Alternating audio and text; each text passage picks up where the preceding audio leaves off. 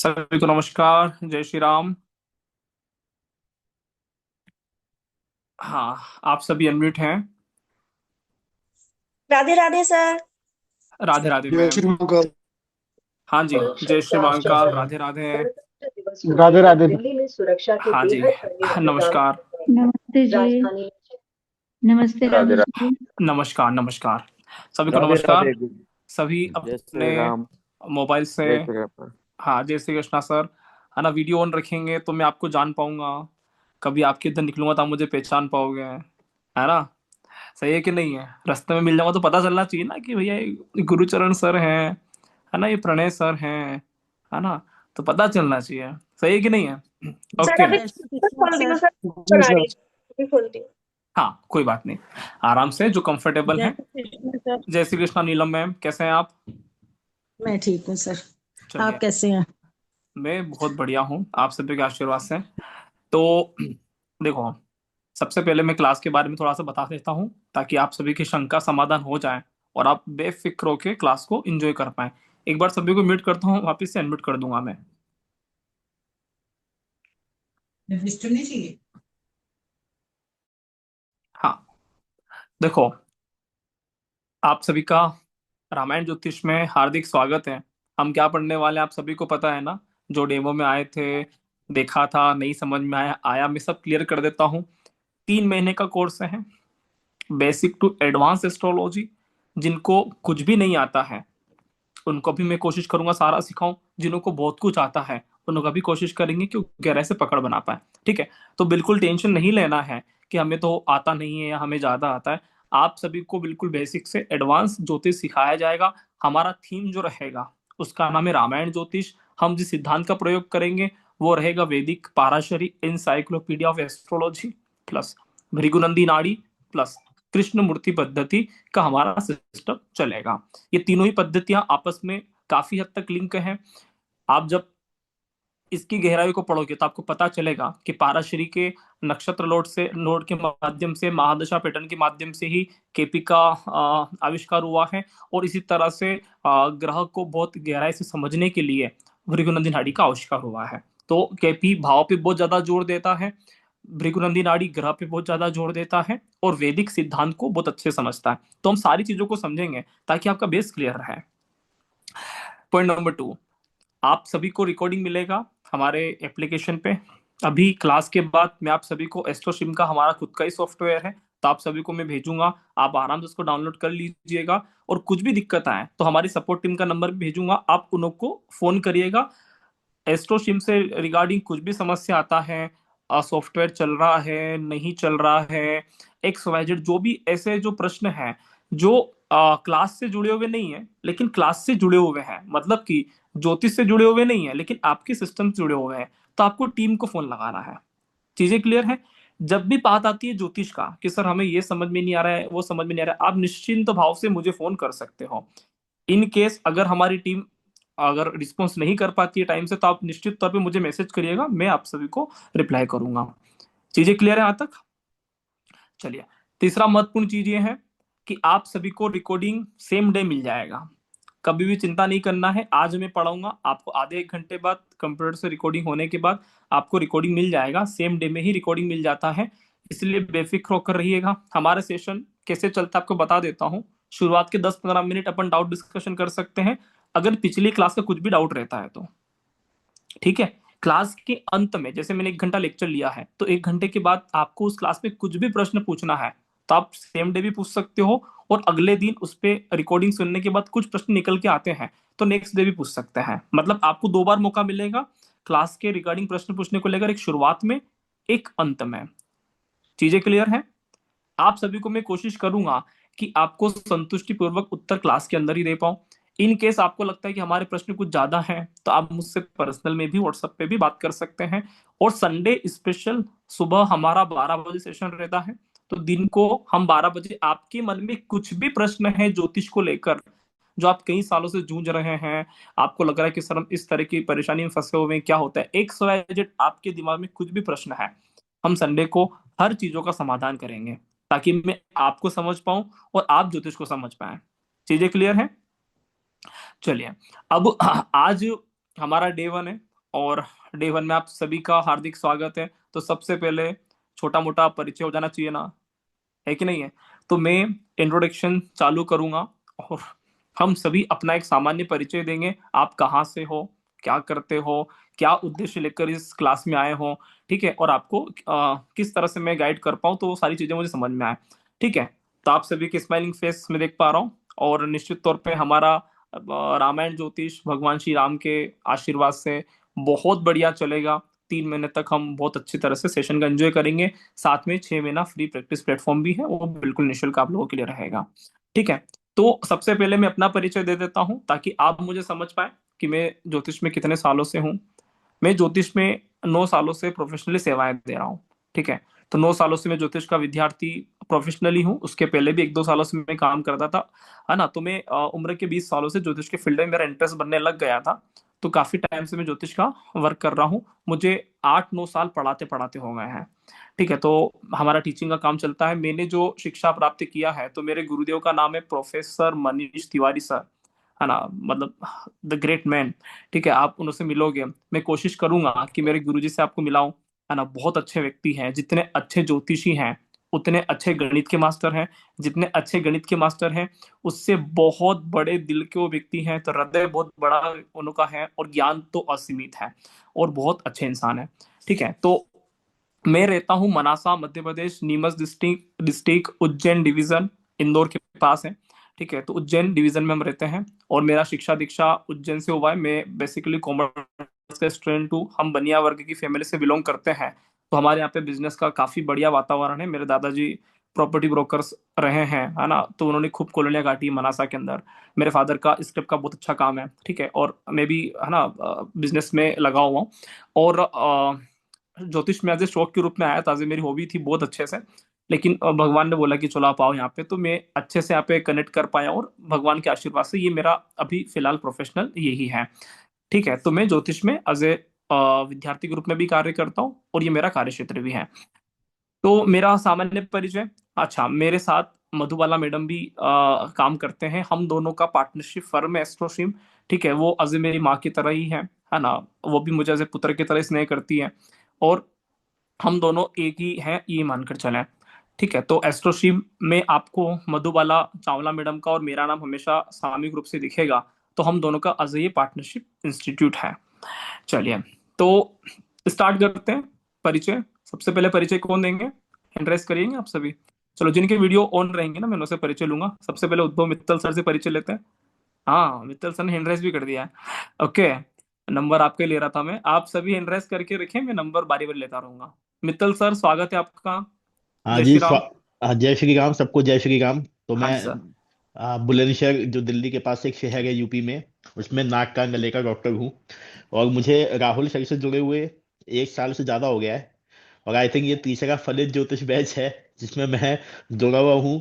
Master course भी कर चुका हूँ और मैंने सर को भी एक हफ्ते पहले पर्सनली रिक्वेस्ट की कि सर मेरे को इस वाले फलित ज्योतिष वाले बैच में भी ज्वाइन करना है। और रीजन केवल इतना सिंपल है कि मुझे राहुल सर को सुनना बहुत पसंद है। मतलब मेरे लिए ये एक तरीके से साधना जैसा होता है। शाम को ओपीडी से थक के आके जब मैं उनको सुनता हूँ 1 घंटा, तो मेरे को मन को बहुत सुकून मिलता है। तो ज्योतिष तो एक है ही है, दिव्य ज्ञान। बट सिखाने वाले की वो जो प्योरिटी है वो आप तक कन्वे होती है। तो आई थिंक आप लोगों को बहुत अच्छा लगेगा। और आई थिंक एक बार जुड़ने के बाद शायद आप कभी राहुल सर को छोड़ ना पाए। तो जय श्री राम। धन्यवाद और Uddhav Mittal sir. Thank you. और मित्तल सर, है ना, दिल के बहुत अच्छे व्यक्ति हैं, बहुत अच्छे जी डॉक्टर हैं। आपको जब जी भी लगे कि कुछ भी बीमारी है, बेफिक्र के जाइए। बहुत अच्छे दिल के व्यक्ति हैं, है ना, और बहुत डाउन टू अर्थ व्यक्ति हैं। तो जी आपके सामने एक बहुत अच्छे व्यक्ति यहाँ पे मौजूद हैं, है ना। तो थैंक यू बोलते सर। हैं ना कि क्लास में संबंध बना के रखिएगा। भगवान ना करे कि आपको इनसे कभी डॉक्टर के लिए मिलना पड़े, नहीं, लेकिन जीवन में अगर मिलना पड़े तो आप बहुत सही जगह जाओगे। चलिए, चलिए, thank you sir, thank you. नमस्कार सर। हाँ, राजेश भाटिया सर।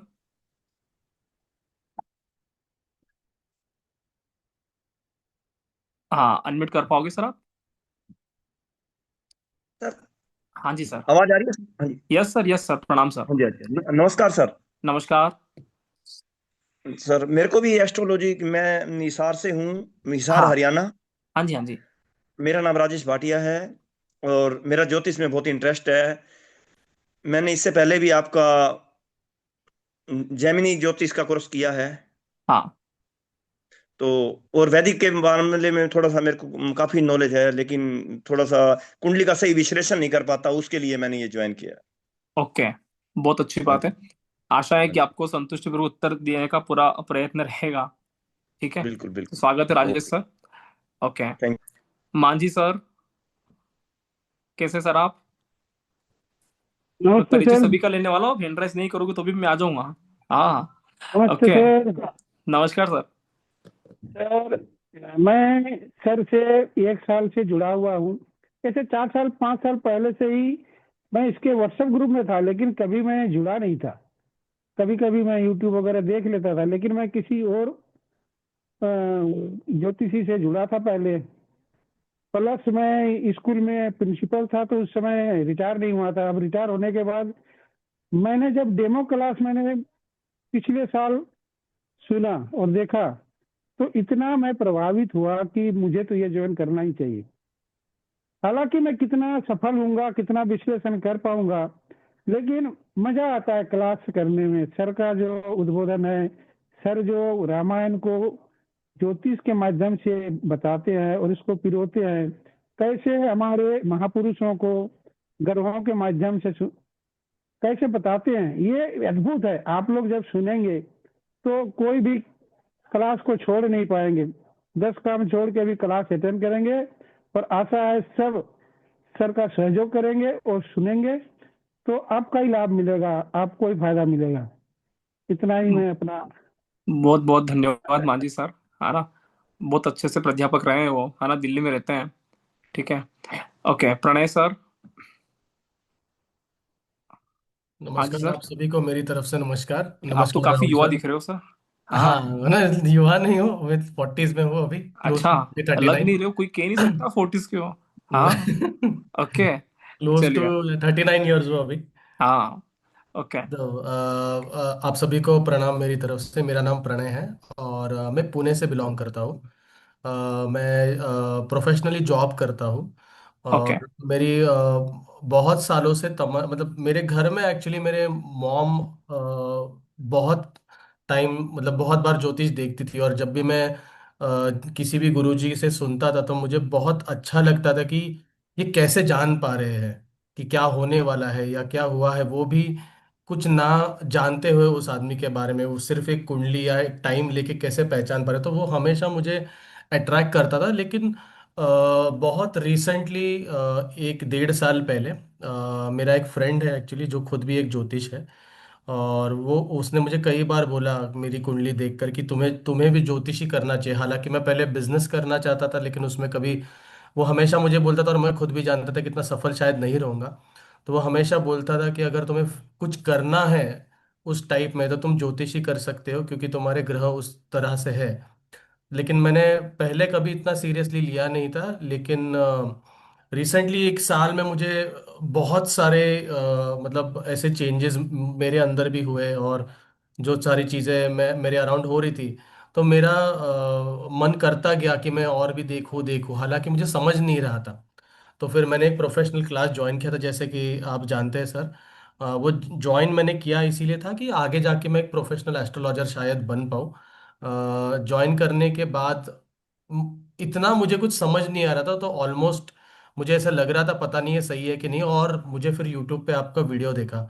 और मैं सभी को ये बताना चाहता हूँ कि जब मैंने वीडियो देखा तो लास्ट क्लास में मैंने जो 3 से 4 एपिसोड या 3 से 4 क्लासेस ज्वाइन किए थे, वर्सेस जो एक ही क्लास मैंने सर का अटेंड किया था, उसमें मुझे मुझे ऐसा लगा, मुझे बहुत कॉन्फिडेंस है कि शायद मैं कर सकता हूँ और मुझे सब समझ रहा है। क्योंकि सर आप बहुत अच्छे से समझा भी रहे थे, और मुझे लगता है कि टीचिंग का एक बहुत मूल भाव लोगों को होल्ड करना भी है, जो आप में बहुत सही था। आप ऑडियंस होल्ड कर पा रहे थे। मतलब कई बार वीडियो देखते वक्त ऐसा था कि मैं आजू बाजू कुछ काम कर रहा हूँ फिर भी मुझे समझ आ रहा था, तो वो एक कला थी आप में जो शायद मुझे वापस कॉन्फिडेंस देके आपके पास खींच लाई। उम्मीद करता हूँ कि मुझे पता है आप तो अच्छे से सिखाओगे, मैं उम्मीद करता हूँ कि मैं भी उसे ग्रास्प कर पाऊंगा। और आपके टीचिंग को जस्टिस कर पाऊंगा। Thank you so much. मैं आपके लास्ट लाइन पे जवाब देना चाहता हूँ। मैं आपको ज्योतिष सिखाने आया नहीं हूँ। मैं फिर बता दूं, ज्योतिष आपके भीतर से ही प्रकट होगा। मैं तो आपको सिर्फ दिखाने आया हूँ कि मैं ऐसा देखता हूँ। ठीक है। और इस बात को समझिए कि एक एक व्यक्ति यहाँ पे ज्योतिष जानते हैं। अच्छा समझो कि अगर नहीं जानते होते हैं तो आपको ये कैसे पता चलता है कि ये बहुत अच्छा हो रहा है? आपको कैसे पता चलता है कि ये ग्रंथ में लिखा हुआ है?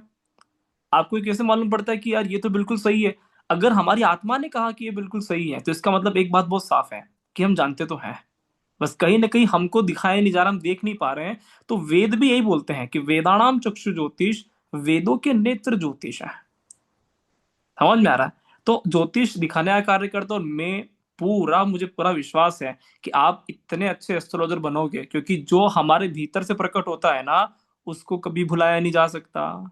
ठीक है। तो एक तो अपन लगाते फेयर एंड लवली क्रीम बाहर से है, और एक अंदर से चमक आती, ग्लो मारता है। हाँ, धूप में निकल रहा तो भी ग्लो मार रहा है चेहरा। तो आपको मैं अंदर से फेयर एंड लवली क्रीम निकालने वाला हूँ कि आप ग्लो मारोगे।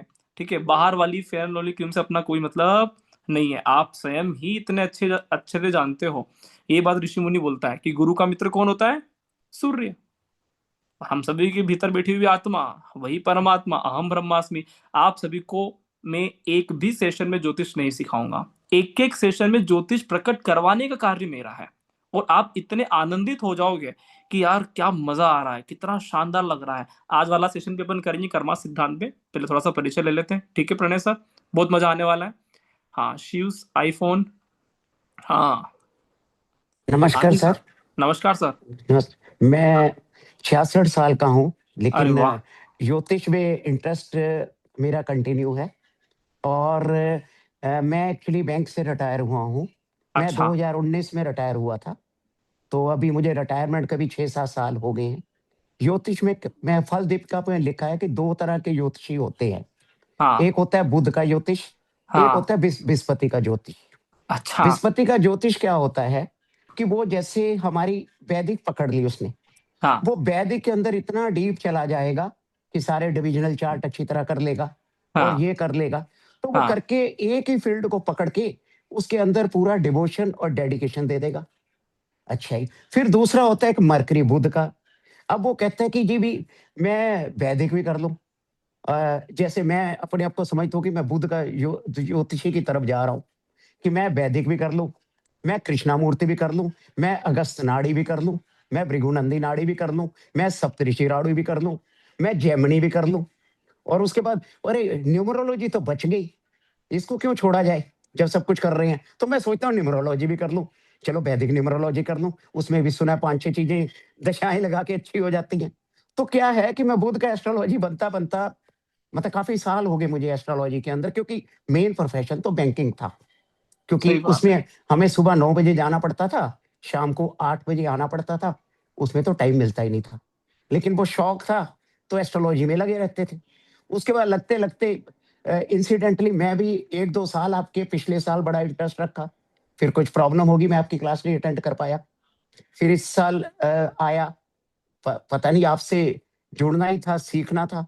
पहले कुछ साल पहले भी मेरी आपसे कुछ साल बात हुई थी, आप तो मुझे भूल गए याद है होंगे। अच्छे से। हाँ, तो हाँ। मैं पहले भी मेरे आपसे बात हो ही पाई थी, पर कुछ ना कुछ प्रॉब्लम होने की वजह से या कोई भी चीजें हैं, वो मैं आपसे डिस्कस भी किया था, तो किसी ना किसी वजह से मैं आपकी क्लास नहीं अटेंड कर पाया।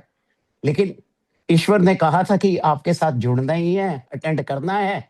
ईश्वर को कुछ कनेक्शन, क्योंकि मैं तो जो मानता हूँ, जो मैंने एस्ट्रोलॉजी पढ़ी है और जो एस्ट्रोलॉजी को कुछ ऑब्जर्व किया है, जैसे आप कहते हो ज्योतिष प्रकट होता है, मेरा मतलब है जो मैंने ऑब्जर्व किया है, हर इवेंट डेस्टाइंड है।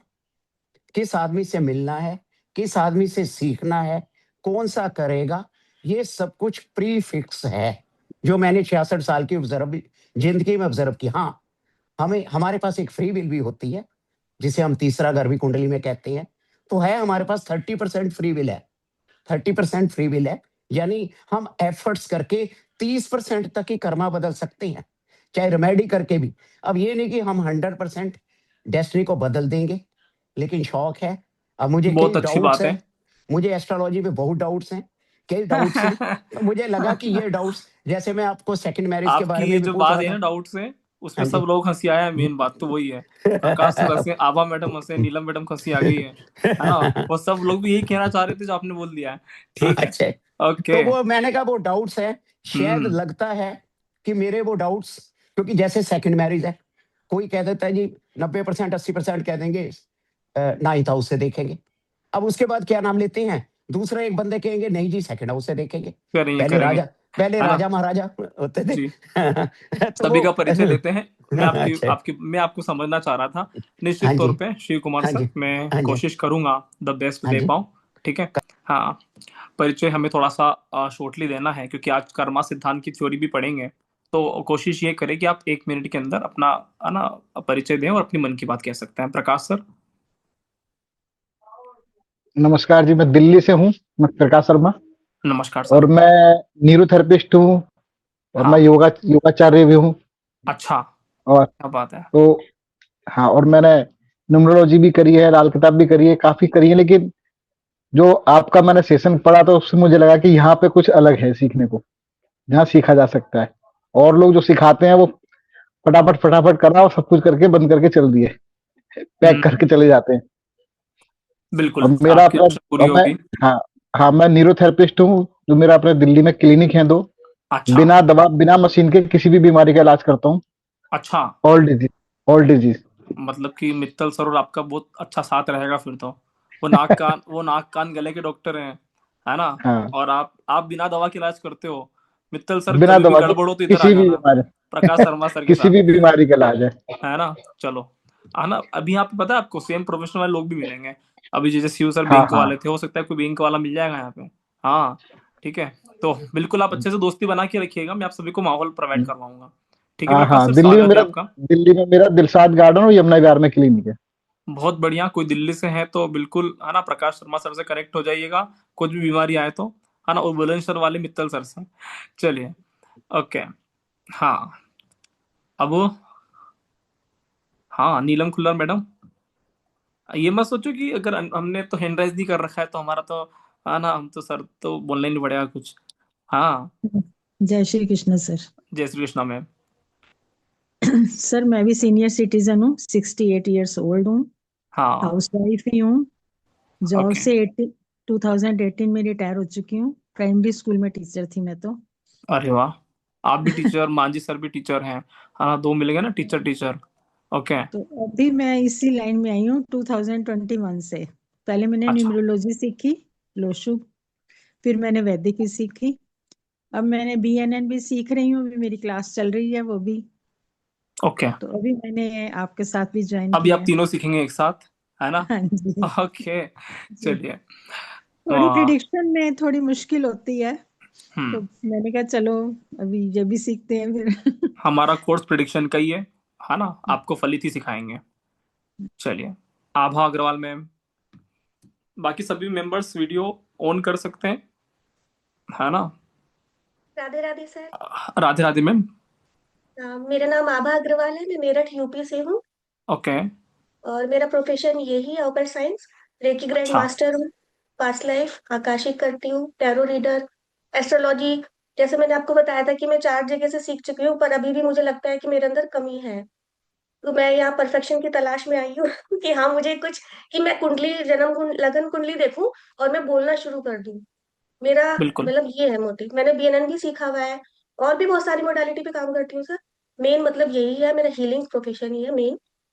और आकाशी के क्लाइंट्स आते हैं काफी, तो ये मेरा प्रोफेशन है। कुंडली भी देखती हूँ सर, लेकिन वो परफेक्शन नहीं आया अभी, वो लाना है मुझे। आ जाएगा, है ना, हाँ करत जी। करत अभ्यास के कोशिश करेंगे कि आपको लगन कुंडली से ही सिखाएं, है ना। भृगुनंदी नाड़ी बहुत गहरे से काम करती है। कुंडली हम्म, देखते से सामने वाले को आप दो चार शब्द ऐसे बोले कि वो आपकी ओरा में आ जाए। ठीक है। हाँ तो वो ही मुझे वो चाहिए। कला भी देंगे आप सभी को जो प्रोफेशनली कार्य जी। करना चाहते हैं। ठीक है, हाँ अब जी। हमें। जी। Okay. Vaishnavi ma'am, Zoom user sir, आपका नाम क्या है। आ, नमस्ते सर, मेरा नाम नमस्कार। वैष्णवी है और मैं नमस्कार। अमरावती महाराष्ट्र से हूँ। मैं वैसे स्टूडेंट हूँ। मेरा अभी मतलब पिछले साल से ही एस्ट्रोलॉजी में इंटरेस्ट बन रहा है। वैसे मैं बहुत परेशान रहती हूँ, मुझे समझ में नहीं आता, मेरा कहीं मन नहीं लगता, इसलिए मैंने एस्ट्रोलॉजी फॉलो करना स्टार्ट किया था। बहुत सारे यूट्यूब पे भी वीडियोस देखे, लेकिन जैसे आपकी पोस्ट आ गई तो एक्चुअली मैं बोलना बहुत चाहती हूँ लेकिन थोड़ी इंट्रोवर्ट। हाँ नहीं, कोई बात नहीं। हाँ, हम सब हाँ ऐसे फैमिली के पार्ट हैं। हाँ। चिंता नहीं करें। तो ऐसे ही इंटरेस्ट बढ़ा। और जैसे मैंने बहुत सारे पेड सेशंस भी अटेंड किए लेकिन वो लोग इतना अच्छे से बताते नहीं। मैंने आपके तीनों दिन सेशंस अटेंड किए और बहुत अच्छा लगा। जैसे होता है ना कि कोई प्रोफेसर्स होते हैं वो सिर्फ जॉब करने के लिए पढ़ाते मतलब आते हैं क्लास में, लेकिन कुछ प्रोफेसर होते हैं उनको जेन्युइनली इंटरेस्ट होता है आपको पढ़ाने में। तो मुझे वैसा महसूस हुआ कि मतलब सच में मतलब ऐसे प्रोफेसर्स के क्लास में से उठ के जाने का मन नहीं करता है, तो वैसा हुआ। तो इसलिए मैंने अटेंड किया। बस थैंक यू, इतना ही। बहुत अच्छी बात है वैष्णवी मैम। हाँ ना, हमारे 6 डेमो सेशन हुए थे, 3 मिस कर दिया आपने। ओके। नीलेश सर। हाँ, नीलेश सर। हाँ, अभी म्यूट हो गए आप वैष्णवी मैडम, फिर करेंगे अपन। नीलेश सर। सभी नमस्ते। मैं जलगांव महाराष्ट्र से हूँ। हाँ जी सर। ओके। तो मुझे एस्ट्रोलॉजी में रुचि भी है और बाय प्रोफेशन भी यही करना चाहता हूँ, क्योंकि पिछले 2 साल से घर पे थोड़ा फिजिकल प्रॉब्लम आया था मुझे। तो इसीलिए बाकी सब चीजें जो मतलब मेरा मेडिकल का बिजनेस था, हम्म। 2 साल से वो बंद पड़ा है। तो इसमें भी मुझे बाय प्रोफेशन यही करना है और इसमें विशेष करना चाहता हूँ। अभी आपको बाय प्रोफेशन यही करना है, आप हाँ मैडम हाँ। को भी यही करना है। अब जिनको सच में आ, इस पे सच में कार्य करना, आपको लगता है कि 3 महीने के अंदर हमारा अर्निंग चालू हो जाए, तो आपको मेरा एक गुरु मंत्र आजमाना पड़ेगा। और वो गुरु मंत्र ये है कि रोज की क्लास हो जाए और आप मुझे रोज नोट्स भेजिए, ताकि मैं रोज देख पाऊं कि आप कितना सही लिख रहे हो, कितना गलत लिख रहे हो। सारे मेंबर्स को भेजना है, लेकिन जिनको लगता है कि नहीं हमें तो स्टार्ट करना ही है, हमारा तो मन में आ ही गया है कि काम करना ही है चालू, तो उनके लिए स्पेशल ये चीज है कि आप रोज नोट्स लिख के आज के सेशन में भी हम जो पढ़ेंगे आप उसका नोट्स बनाइएगा। हालांकि मैं पीडीएफ दूंगा, लेकिन आप अपनी तरफ से नोट्स बनाइए। ठीक है? जितना हम लिखेंगे उतनी हमारी चीजें मेमोरी में याद रहती है लंबे समय तक। ठीक है?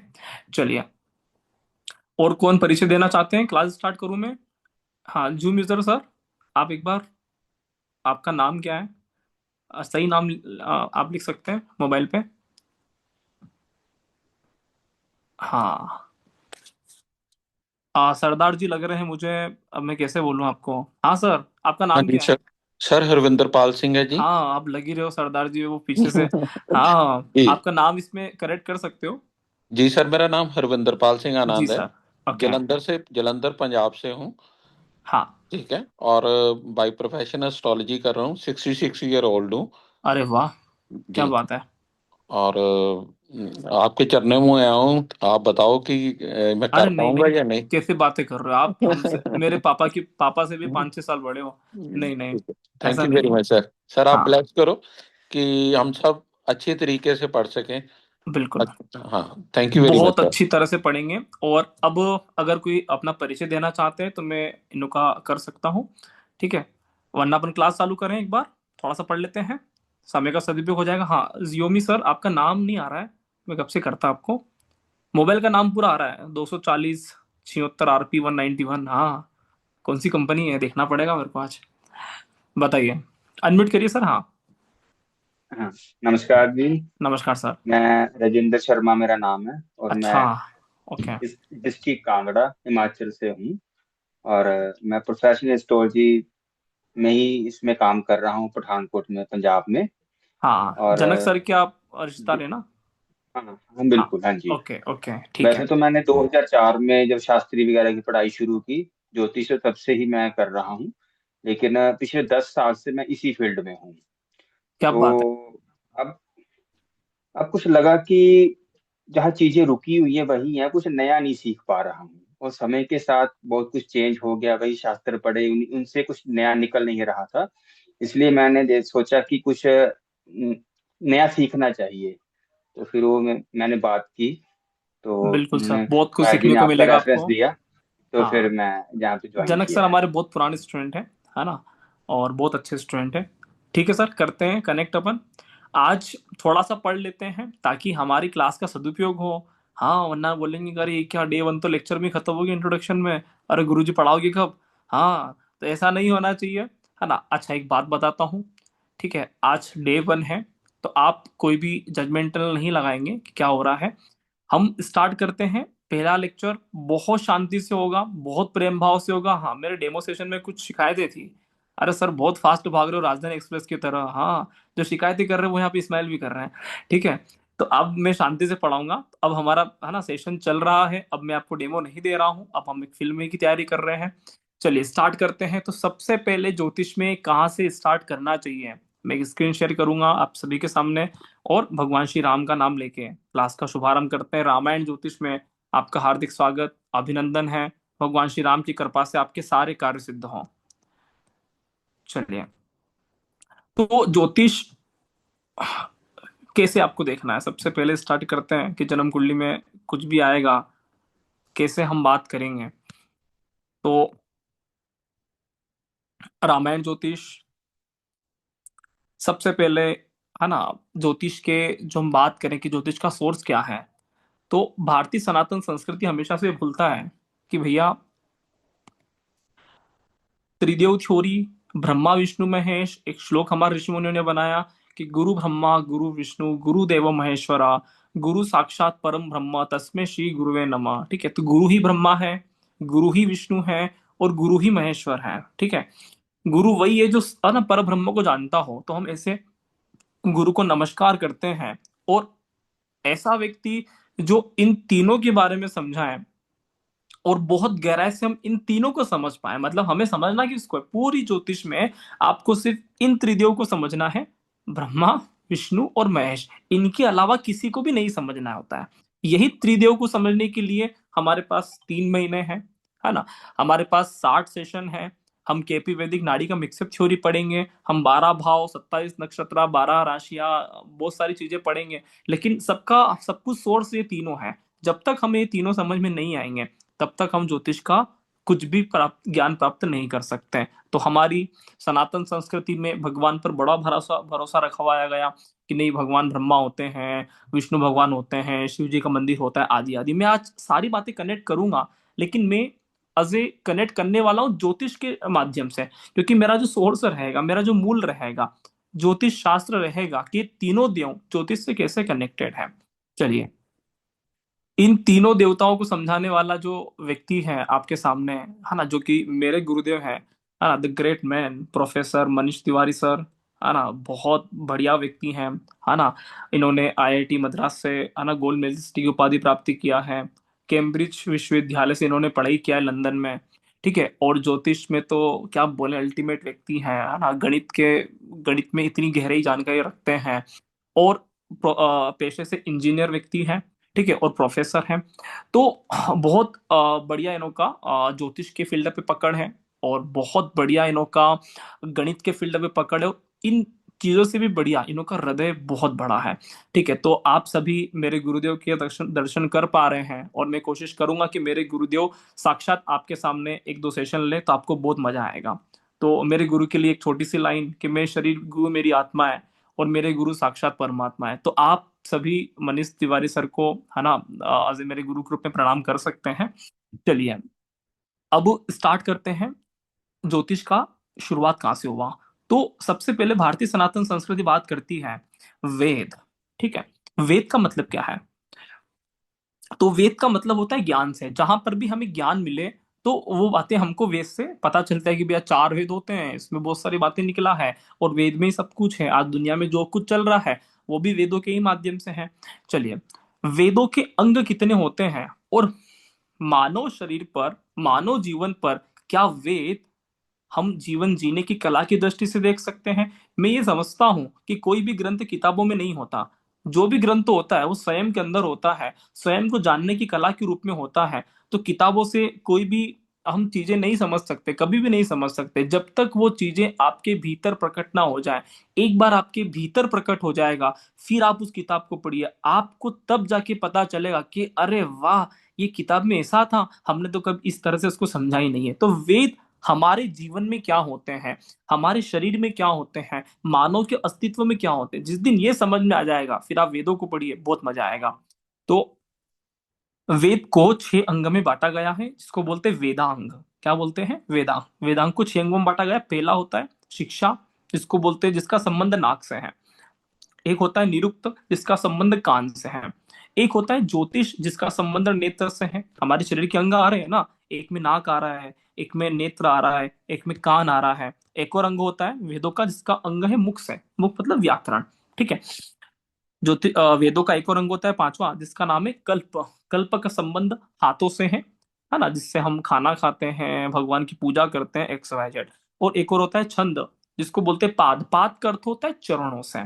इन सभी अंगों के माध्यम से क्या हम वेद को समझ सकते हैं? क्या हम एक 10 मिनट के सेशन में आपको वेद को एक्सप्लेन करना हो कि चार वेदों में क्या लिखा गया होगा, क्या आप समझ सकते हो? तो हमारे ऋषि मुनियों ने इन्हों को मानव शरीर के अंग के माध्यम से एक्सप्लेन करने का कोशिश किया। कह रहे भैया क्या देखोगे ग्रंथ में, एक बार स्वयं को तो जानो, स्वयं को जानने की कला ज्योतिष। फिर बहुत सारी बातें उन्होंने इन चीजों पे कहा। तो सबसे पहले एक बात करते हैं कि वेदों का जो पहला अंग होता है जिसको बोलते हैं नाक, नाक का संबंध होता है शिक्षा से। आपको पता है आज भी प्राचीन मुहावरे हैं कि साहब हमारा लड़का डॉक्टर बन गया साहब, है ना, तो सिर ऊंचा कर दिया, है ना, नाक ऊंची कर दी, ठीक है, ऐसी बात करते हैं कि भैया नाक पे बात आ गई है। अगर मान लीजिए कि कोई व्यक्ति गलत काम करता है तो कैसा बोलते हैं, इस व्यक्ति ने हमारे खानदान का, हमारे परिवार का नाक काट दिया, है ना। मतलब एकदम से बोलते हैं ना कि नाक काट दिया मतलब नुकसान हो गया, है ना। तो जैसे हमारे मंदसौर में है ना, ऐसा बोलते हैं कि रावण का ससुराल मंदसौर है, तो रावण को मंदसौर में जलाया नहीं जाता, है ना, तो काला खेत में उसकी नाक काटी जाती है। नाक काटी जाती है, नाक का अर्थ होता है कि अपमानित हुए हो, है ना, मतलब अच्छा नहीं हुआ। तो ध्यान दीजिएगा कि शिक्षा का संबंध नाक से है। आज भी अगर किसी घर में कोई आईपीएस अधिकारी होगा, आईपीएस अधिकारी होगा, पढ़ा लिखा इंजीनियर व्यक्ति होगा, डॉक्टर होगा, सीए होगा, सीएस होगा, तो नाक ऊंची हो जाती है कि साहब हमारे घर में भी पढ़े लिखे लोग हैं, ठीक है। तो शिक्षा का संबंध हमेशा नाक से होता है। हमें हमारे जीवन में बहुत अच्छे से शिक्षा ग्रहण करना चाहिए। हमें हमारे बच्चों को अच्छी से अच्छी शिक्षा देना चाहिए, अच्छे से अच्छे स्कूल, अच्छे से अच्छे कॉलेज में निश्चित तौर पे शिक्षा का कार्य करवाना ही चाहिए। इन चीजों में कभी कंजूसी नहीं करना चाहिए, क्योंकि अगर व्यक्ति का शिक्षा अच्छा रहेगा ना, तो आसपास के लोग, समाज के लोग उसको अच्छी नजरों से बोलते हैं और इससे सम्मान की प्राप्ति होती है। दूसरा होता है कान, कैसे जीना चाहिए। तो ज्योतिष शास्त्र मतलब वेद ऐसा बोलते हैं कि जीवन में एक अच्छा व्यक्ति बनने के लिए आपको सबसे अच्छा लिसनर होना चाहिए। जो व्यक्ति अच्छे से सुन सकता है, जिसका अच्छे से श्रवण क्रिया बहुत अच्छे से है, वो 2 मिनट धैर्य से बातें सुन सकता है, वो बहुत अच्छा बोल भी सकता है, अच्छा वक्ता भी हो सकता है। तो बहुत जरूरी चीज है कि हम सबसे पहले जीवन में शांति से किसी भी व्यक्ति की बात को सुने। आपको पता है जीवन में आधी लड़ाइयां किस लिए होती है, कि हम उस व्यक्ति ने कहा क्या और आपने सुना क्या। आधी लड़ाइयां मानव जीवन में इसी से हो रहा होता है कि वो व्यक्ति बोलता है कि अरे मैं कहना क्या चाहता था, आपने समझ क्या लिया। इसीलिए किसी भी व्यक्ति को बहुत शांति से, बहुत सहजता से हमें सुनना चाहिए। आज आप इस क्लास में भी प्रण लीजिए कि हम शांति से पहले श्रवण करेंगे, उसके बाद अपनी बात को रखेंगे। जब आप बहुत अच्छे से सुनोगे तो आपको बहुत सारे उत्तर पहले से मिल जाएंगे। फिर आता है नेत्र, हमारी आंखें।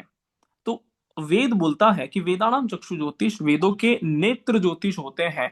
किसी भी चीज को देखने का नजरिया, अगर कोई चीज खुलता है तो उसके लिए आपको ज्योतिष पढ़ना बहुत जरूरी है। इस बात को समझिएगा। इसलिए ज्योतिष की इतनी महत्वता है कि भगवान श्री राम ने एस्ट्रोलॉजी का, है ना, पठन पाठन किया, ठीक है। भगवान श्री कृष्ण ने इसका ज्ञान लिया, सांदीपनि आश्रम में उज्जैन पढ़ने आए थे, जहां पर भी मैंने भी पढ़ी किया है।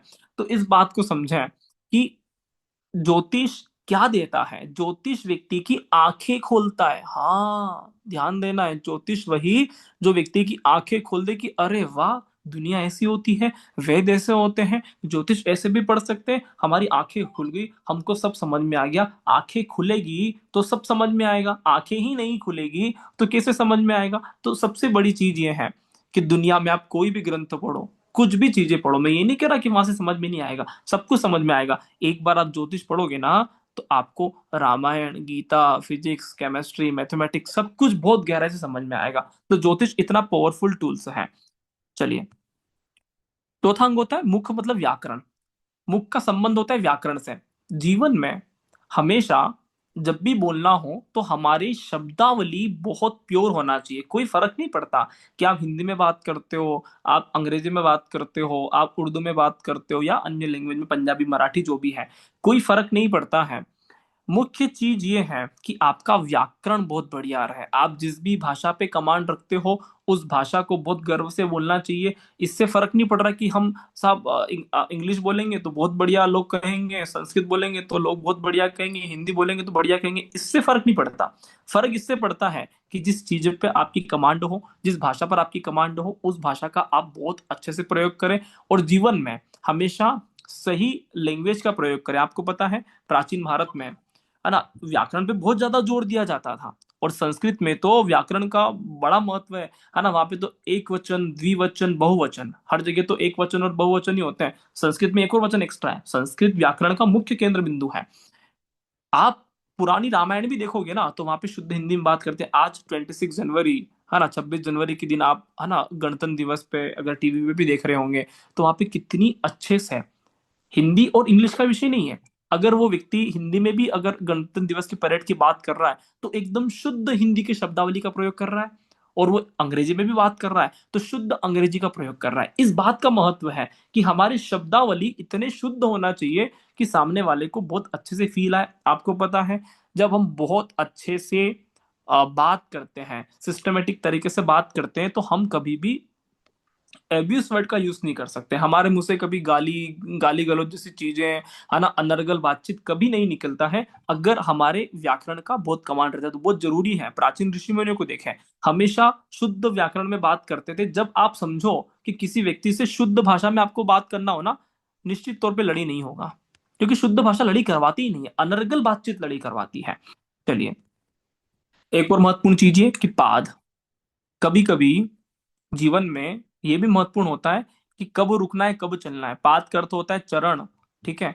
तो हम जीवन में कभी कभी काम कर रहे होते हैं तो पाँव का संबंध किससे होता है कि कितना चलना है, कितना रुकना है। तो जरूरी है कि जब आपकी कोई बात को बहुत अच्छे से नहीं सुन रहा है तो आप रुके, रुक जाए। जब आपको लग रहा है कि पब्लिक हमारी बात बहुत बढ़िया तरीके से सुन रही है तो आप चलें। तो ये जरूरी है कि आप जब भी किसी व्यक्ति के सामने बात कर रहे हैं, क्या आपकी बात को लोग बहुत अच्छी तरह से रिस्पॉन्स में ले रहे हैं, तो आपको चलना है, बोलना है मतलब लगातार। और अगर लगता है कि नहीं नहीं आपकी बात को है ना मतलब ऐसे ही लिया जा रहा है, ठीक है, तो ध्यान दीजिए चीजों को लेकर, वहां पे रुक जाना है। आपको अपनी बात को लेकर वहीं रुक जाना है, वहीं शांत हो जाना है। इससे पता चलता है कि व्यक्ति कितना नॉलेजेबल है ना। कोई फर्क नहीं पड़ता, इससे हमको लगता है कि हमारा इंसल्ट फील हो जाएगा, बिल्कुल भी नहीं होगा। इससे आप 4 लोगों में उसी वक्त ज्ञानी फील अपने आप में हो जाओगे कि व्यक्ति बहुत समझदार व्यक्ति है। अतः ध्यान दीजिए कि जब भी हम ग्रुप में डिस्कशन करें, ग्रुप में बात करें, सोशल में जा रहे हैं है ना, सामाजिक स्थिति में कहीं जा रहे हैं, खाना पीना खा रहे हैं, अगर 4 लोग आपकी बात सुनने में इंटरेस्टेड हैं तो बोलें, अगर इंटरेस्टेड नहीं है तो रुके। छंद का अर्थ होता है पाद, है ना, मतलब चरण, और चरण का अर्थ होता है कितना रुकना है, कितना चलना है। इसका नाम छंद इसलिए दिया गया कि रामायण में भी छंद, आपने तुलसीदास जी के रामायण में भी छंद है ना आप पढ़ते होंगे, उसमें भी छंद में भी पढ़ने की कला है कि एक लाइन के बाद आपको कुछ समय के लिए रुकना पड़ता है। तो छंद मतलब कब चलना है, कब रुकना है, इसकी ही महत्वता है, इसी से उसका राग आता है। चलिए, लास्ट होता है हाथ, है ना। अभी शिव सर बोल रहे थे कि सर है ना सब कुछ प्री प्लान्ड है, नो डाउट सब कुछ प्री प्लान्ड है, लेकिन फिर भी आपसे कोई पूछेगा कि आपके हाथ में क्या है, तो आपके हाथ में क्या है, तो आपको पता है प्राचीन समय में, आज भी बांधते हैं है ना, लेफ्ट हैंड में क्या बांधते हैं, घड़ी। तो आज आपसे आप क्या करिएगा, जब भी आप कहीं बाजार में निकले, बाहर जाए, तो एक आदर्श व्यक्ति की निशानी होती है कि वो लेफ्ट हैंड में घड़ी बांध के निकले। आपके हाथ में क्या है, घड़ी हाथ में बांधा ही इसीलिए जाता है, वो भी लेफ्ट हैंड में, क्योंकि लेफ्ट हैंड किसका है, चंद्रमा का है, ठीक है। तो चंद्रमा को बोलते हैं समय, चंद्रमा को बोलते हैं समय का कारक है। तो आज से आपको लगता है कि हम वेदों का प्रयोग कर सकते हैं अपने जीवन में, आज से अपने लेफ्ट हैंड में घड़ी बांधकर बाजार में निकलिए, आपके हाथ में समय है, ठीक है। तो समय का सदुपयोग करना हमारी सबसे बड़ी जवाबदारी है। आज आप सभी इतने व्यस्त शेड्यूल में भी क्लास को, ज्योतिष की शिक्षा को ग्रहण कर रहे हैं, तो ये समय का सदुपयोग ही हो रहा है, ठीक है। तो ये 6 अंग हमारे जीवन में कहाँ पे असर कर रहे हैं। शिक्षा अच्छी होगी तो भैया नाक, नाक का संबंध ज्योतिष शास्त्र में होता है किससे, सूर्य से। हाँ, रामायण में शूर्पणखा की नाक काट दिया तो शूर्पणखा को क्या फील आया कि अपमानित कर दिया भैया, अपमानित, अपमान।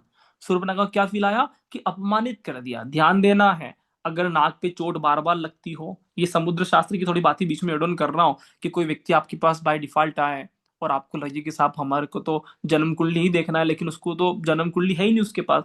सामुद्रिक शास्त्र बहुत सारी चीजें बताता है कि अगर किसी व्यक्ति के बार बार नाक से खून आते हैं, नाक पर चोट लगता है, तो कहीं न कहीं उस व्यक्ति के जन्म कुंडली में सूर्य खराब होगा, तभी जाकर बार बार नाक पर चोट आता है। चीजें क्लियर है? इस बात को समझें। तो हमें समझना है कि नाक का संबंध किसी भी तरह से सूर्य से होता है, ठीक है। और जब कोई व्यक्ति वेल एजुकेटेड होता है तो निश्चित तौर पे समाज के लोग बहुत अच्छी तरह से देखते हैं। नेत्र, आंख मतलब ज्योतिष, ज्योतिष आपको नजरिया देता है, ज्योतिष जीवन जीने की कला है, ज्योतिष आपको दृष्टि देगा ग्रंथ पढ़ने की, रामायण पढ़ने की, वेद पुराण पढ़ने की, ईश्वर को समझने की, ईश्वर को देखने की सारी दृष्टियां देने वाला है। अच्छी तरह से बात करोगे तो आपने वेदों का एक और अंग का प्रयोग किया, उसका नाम है व्याकरण। आप वेदों को जियोगे, आप बहुत अच्छे से लिसनर हो, आप अच्छे से लोगों की बातों को सुनते हो, तो आपने वेदों का प्रयोग किया है ना। तो दूसरे अंग का प्रयोग किया है कान का। आपको पता है कब बोलना है कब चलना है, आपने छंद का प्रयोग किया पात का।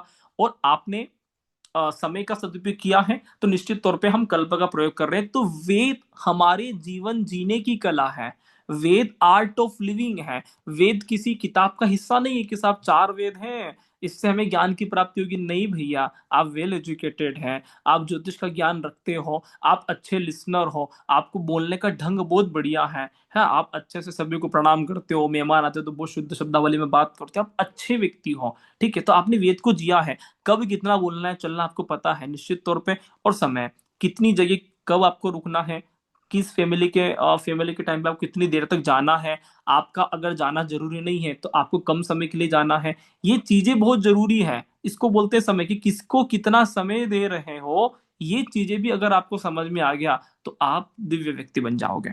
चलिए, तो एक छोटा सा परिचय वेदों के माध्यम से। अब हम इन 3 महीने में क्या करने वाले हैं, क्योंकि व्याकरण भी एक पढ़ाने का विषय है, पहले के लोग व्याकरण पढ़ाते थे, ठीक है। छंद भी एक पढ़ाने का विषय है, जिसमें छंद में बहुत सारी चीजें आ गई, कविता, है ना, रस, छंद, अलंकार, कब किस शब्दावली का प्रयोग करना है, आदि आदि। कल्प भी एक मुहूर्त का विषय होता है ना, शास्त्रों का विषय होता है ना। तो हम जो हाथ में धागा बांधते हैं, जो पंडित लोग मुहूर्त वगैरह का ध्यान रखते हैं, वो कल्प में आता है।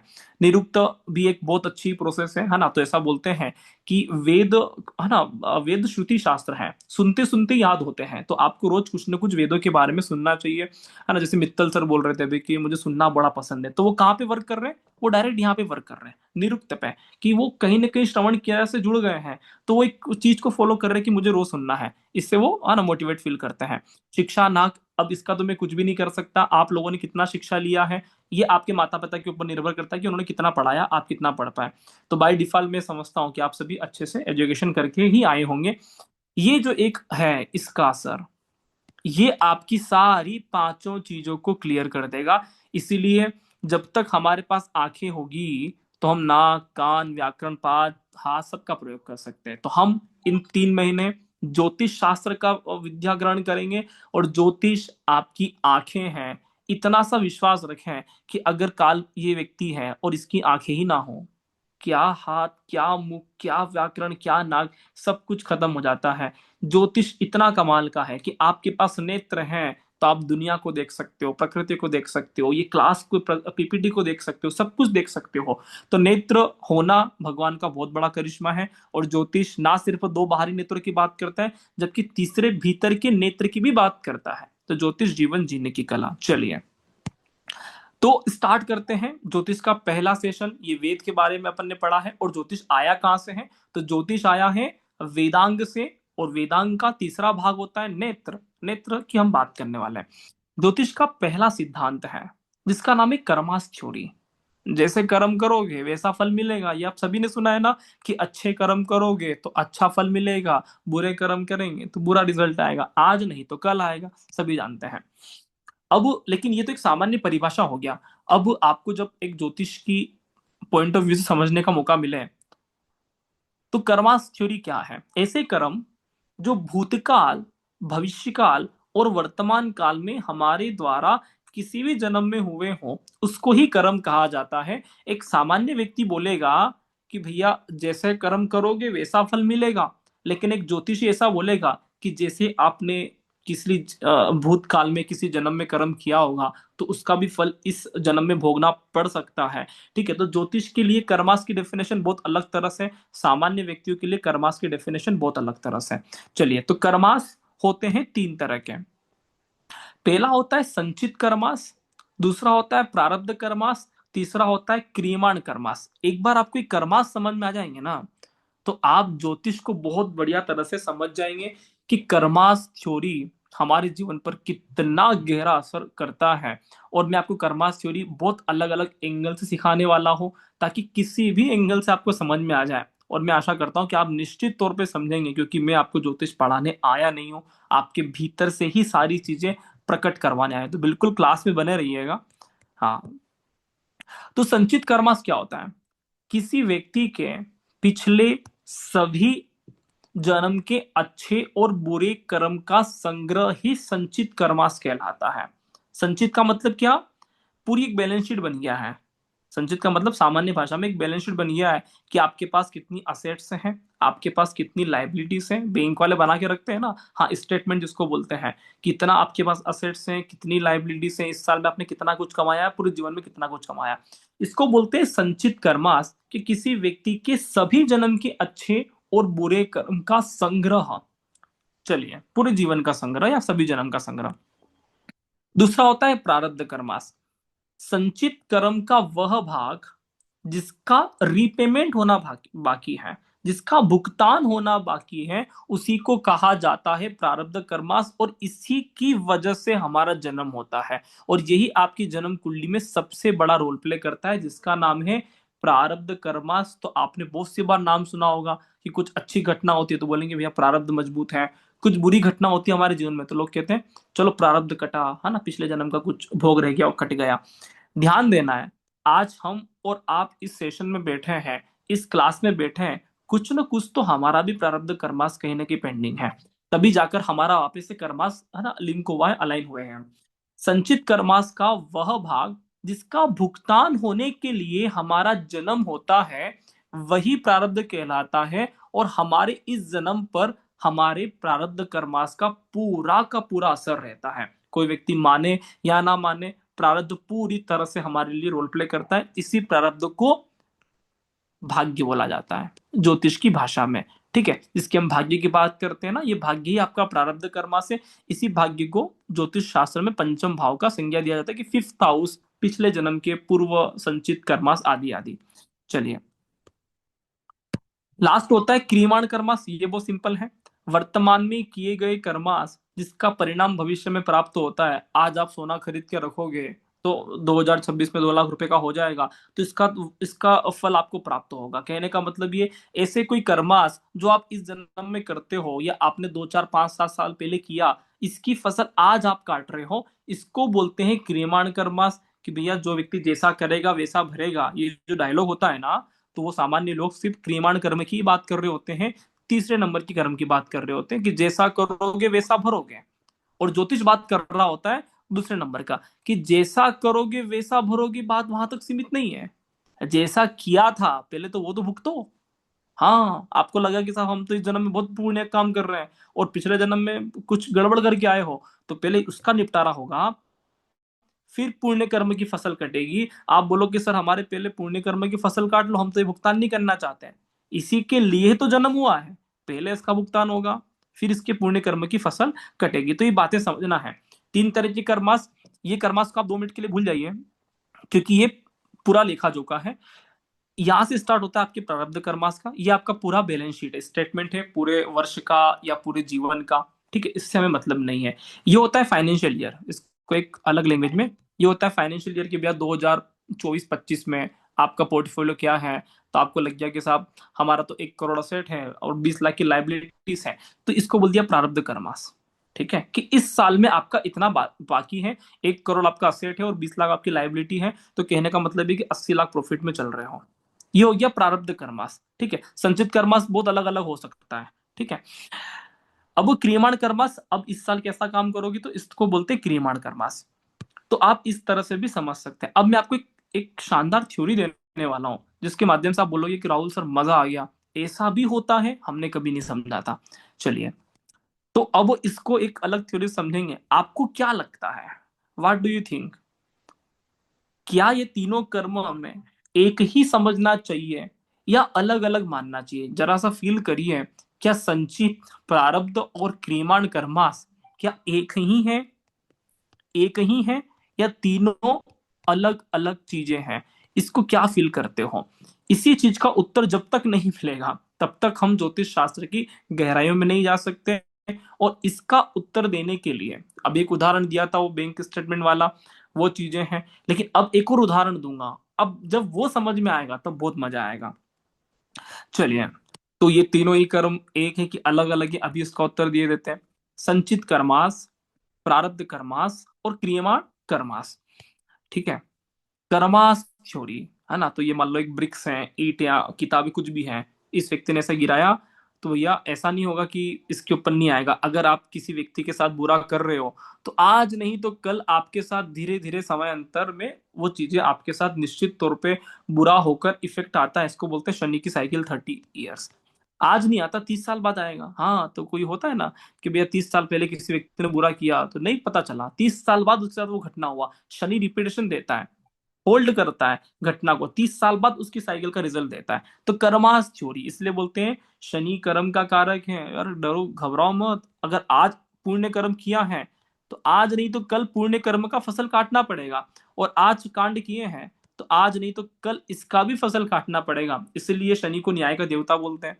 चलिए, भविष्य काल, भूतकाल और वर्तमान काल, इसको एक अलग तरह से कनेक्ट करते हैं कि संचित कर्मा को आप बोल दीजिए भविष्य काल, है ना, प्रारब्ध कर्मास को आप बोल दीजिए भूतकाल, और क्रियमाण कर्मास को हम बोल देते हैं वर्तमान काल। संचित को भविष्य काल इसलिए बोलते हैं, संचित में तो सारा होता है, संचित को बोलते हैं पर ब्रह्म, इसके अंदर सारा है, ठीक है ना। तो उसी तरह से हम बात करते हैं कि भविष्य में सारा है। कभी किसी व्यक्ति को भविष्य खराब दिखता अपना? कोई भी व्यक्ति ये नहीं बोलता कि भविष्य भविष्य बहुत बढ़िया नजर आता है। हर व्यक्ति कुछ न कुछ सपने संजो के रखता है। इसको बोलते हैं संचित कर्मास। अलग तरह से समझेगा, संचित मतलब भविष्य काल, प्रारब्ध मतलब भूतकाल और क्रियमाण मतलब वर्तमान काल। अब ये क्या है? Past, present, future. इसी को हम हमेशा से, सदियों से भारतीय सनातन संस्कृति में पूजा करते आ रहे हैं, लेकिन अभी तक पता ना चला कि अरे भैया हम तो कर्मास की ही पूजा कर रहे थे। इन तीनों को फिर अलग नाम दे दो कि जिस संचित की मैं बात कर रहा था उसको हम भविष्य काल बोल रहे थे। अगर इसको मुझे भगवान के नाम देना हो तो मैं इनको बोलूंगा ब्रह्मदेव। संचित मतलब भविष्य काल मतलब ब्रह्मा, जिस प्रारब्ध की हम बात कर रहे थे और जहां से हमने बात किया था कि भैया इसी प्रारब्ध कर्मास की वजह से ज्योतिष में आना हुआ है, इसी प्रारब्ध कर्मास की वजह से हमारा जन्म हुआ है, इसको हम बात करेंगे भूतकाल, इसको हम बोलेंगे महादेव। एक शब्द में उत्तर देना हो कि भैया व्हाट इज प्रारब्ध, प्रारब्ध कर्म क्या है, तो प्रारब्ध कर्म का अर्थ होता है हर हर महादेव, महाकाल महादेव। बात करेंगे क्रियमाण कर्मास। क्रियमाण कर्मास क्या है? तो क्रियमाण कर्मास का अर्थ होता है वर्तमान काल, प्रेजेंट, और इसी को बोलते हैं विष्णुदेव। ठीक है, तो तीन तरह के देव के माध्यम से हम इसको एक अलग एंगल से समझ सकते हैं, जो कि मैं आपको शुरुआत में एक पीपीटी शेयर किया था कि गुरु ब्रह्मा, गुरु विष्णु, गुरु देवो महेश्वरा, गुरु साक्षात परम ब्रह्म तस्मै श्री गुरुवे नमः। हिंदू सनातन संस्कृति है ना, किसी धर्म का विषय नहीं है, ये पूरी तरह से प्रकृति के वैज्ञानिक दृष्टिकोण से सबसे उच्च स्तरीय बात करता है। नो डाउट, आज नहीं तो कल पूरा विश्व पहले भी फॉलो करता था, आगे भी फॉलो करेगा और करता रहेगा, उससे फर्क नहीं पड़ता। क्यों फर्क नहीं पड़ता? क्योंकि ब्रह्मा विष्णु महेश का ओरिजिनल स्वरूप ही है। क्या है? भविष्य काल, भूतकाल और वर्तमान काल। क्या कोई धर्म, क्या कोई देश पास्ट, प्रेजेंट और फ्यूचर के अलावा कुछ भी हो सकता है क्या? यार विचार करो। हाँ, क्या कोई भी देश, कोई भी व्यक्ति भूत, भविष्य और वर्तमान के बाहर जाकर कुछ भी हो सकता है क्या? ऐसा कोई भी व्यक्ति नहीं हो सकता। तो इसी बात को हमारे ऋषि मुनियों ने बोल दिया कि कोई भी व्यक्ति त्रिदेव से बाहर नहीं हो सकता, कोई भी चीज त्रिदेव से बाहर नहीं हो सकता। इसी को बोल दिया समय चक्र, कि भैया समय का माध्यम कौन है? तो त्रिदेव। इसी को बोल दिया कि भैया ये तो टाइम है ना। तो ब्रह्मा को बोला गया भविष्य काल, ब्रह्मा भविष्य बनाते हैं, ब्रह्मा भविष्य लिखते हैं, ब्रह्मा भविष्य का ज्ञान रखते हैं। आपने बहुत अच्छी तरह से बात सुना होगा कि ज्योतिष ब्रह्म विद्या है। ज्योतिष को भविष्य के लिए जानकारी लगा कर लिखते हैं ना। आज सारे लोग यहाँ पे आए तो आप सभी अपना भविष्य देखने आए हो, कर सर हमारा भविष्य क्या होगा, आप बताओ, हमको सिखाना है। कोई व्यक्ति हमारे पास आए तो हम उसका भविष्य बता दें कि ये होगा और वो उसका भविष्य सच निकले। इसीलिए तो आए हो। ज्योतिष को बोलते हैं ब्रह्म विद्या। चलिए, ये हो गया ब्रह्मदेव की बात। भविष्य काल की बात करने वाला दुनिया में इकलौता व्यक्ति अगर कोई है तो वो है ब्रह्मा। ब्रह्मा भविष्य को लिखते हैं, ब्रह्मा भविष्य को जानते हैं। भूतकाल आपको पता है, भगवान शंकर एकमात्र ऐसे व्यक्ति हैं जो भूतादिक संग है, भूतों के साथ रहने वाले हैं, है ना। ऐसे ऐसे व्यक्तियों के साथ भगवान श्री शंकर रहते हैं जो मर गए हैं, जिनका, है ना, कार्यकाल पूरा हो चुका है, जो भूतकाल बन चुके हैं, है ना। तो उसको बोलते हैं भूतकाल। मतलब भगवान शिव के मित्रगण कौन है, तो माता पार्वती का भगवान शिव से विवाह हुआ, तो बारात में कौन से लोग आ रहे हैं, भूत प्रेत निशाचर। किसके सिर पे बाल हैं, किसके हाथ है तो पैर नहीं, किसके दो मुंह हैं, किसी के क्या है। तो ये समझो कि भगवान शिव का संबंध होता है, वो समय में पास्ट से होता है, समय में पास्ट से होता है। भूतकाल मतलब भगवान शिव आपके जीवन में, आप 66 साल के हैं, आप 64 साल के हैं, आप 39 साल के हैं, आप 40-50 साल के जो भी हैं, आप समझो कि जितना भी पुराना अनुभव रहा ना, वो सारा शिव है। एक हितोपदेश में एक श्लोक आता है कि तन्मे मन शिव संकल्प मस्तु, है ना। सब कुछ भगवान शिव को ही हम समर्पित करते हैं, सब कुछ भगवान शिव को ही समर्पित करते हैं। एट द एंड परम सत्य क्या रहेगा, शिव। एट द एंड परम सत्य क्या रहेगा, शिव। कि आप पूरी तरह से पास्ट हो चुके हो, जब अंतिम रिटायरमेंट का समय आएगा, क्योंकि हमारा जन्म हुआ है तो हमको जाना पड़ेगा, तो अंतिम सत्य के रूप में अगर कुछ बचता है तो वो ये रहेगा कि व्यक्ति का तस्वीर बन चुका है, माला टंग चुका है और व्यक्ति पास्ट हो चुका है। इसी को बोलते हैं अंतिम सत्य, जिसको बोलते हैं भूतकाल।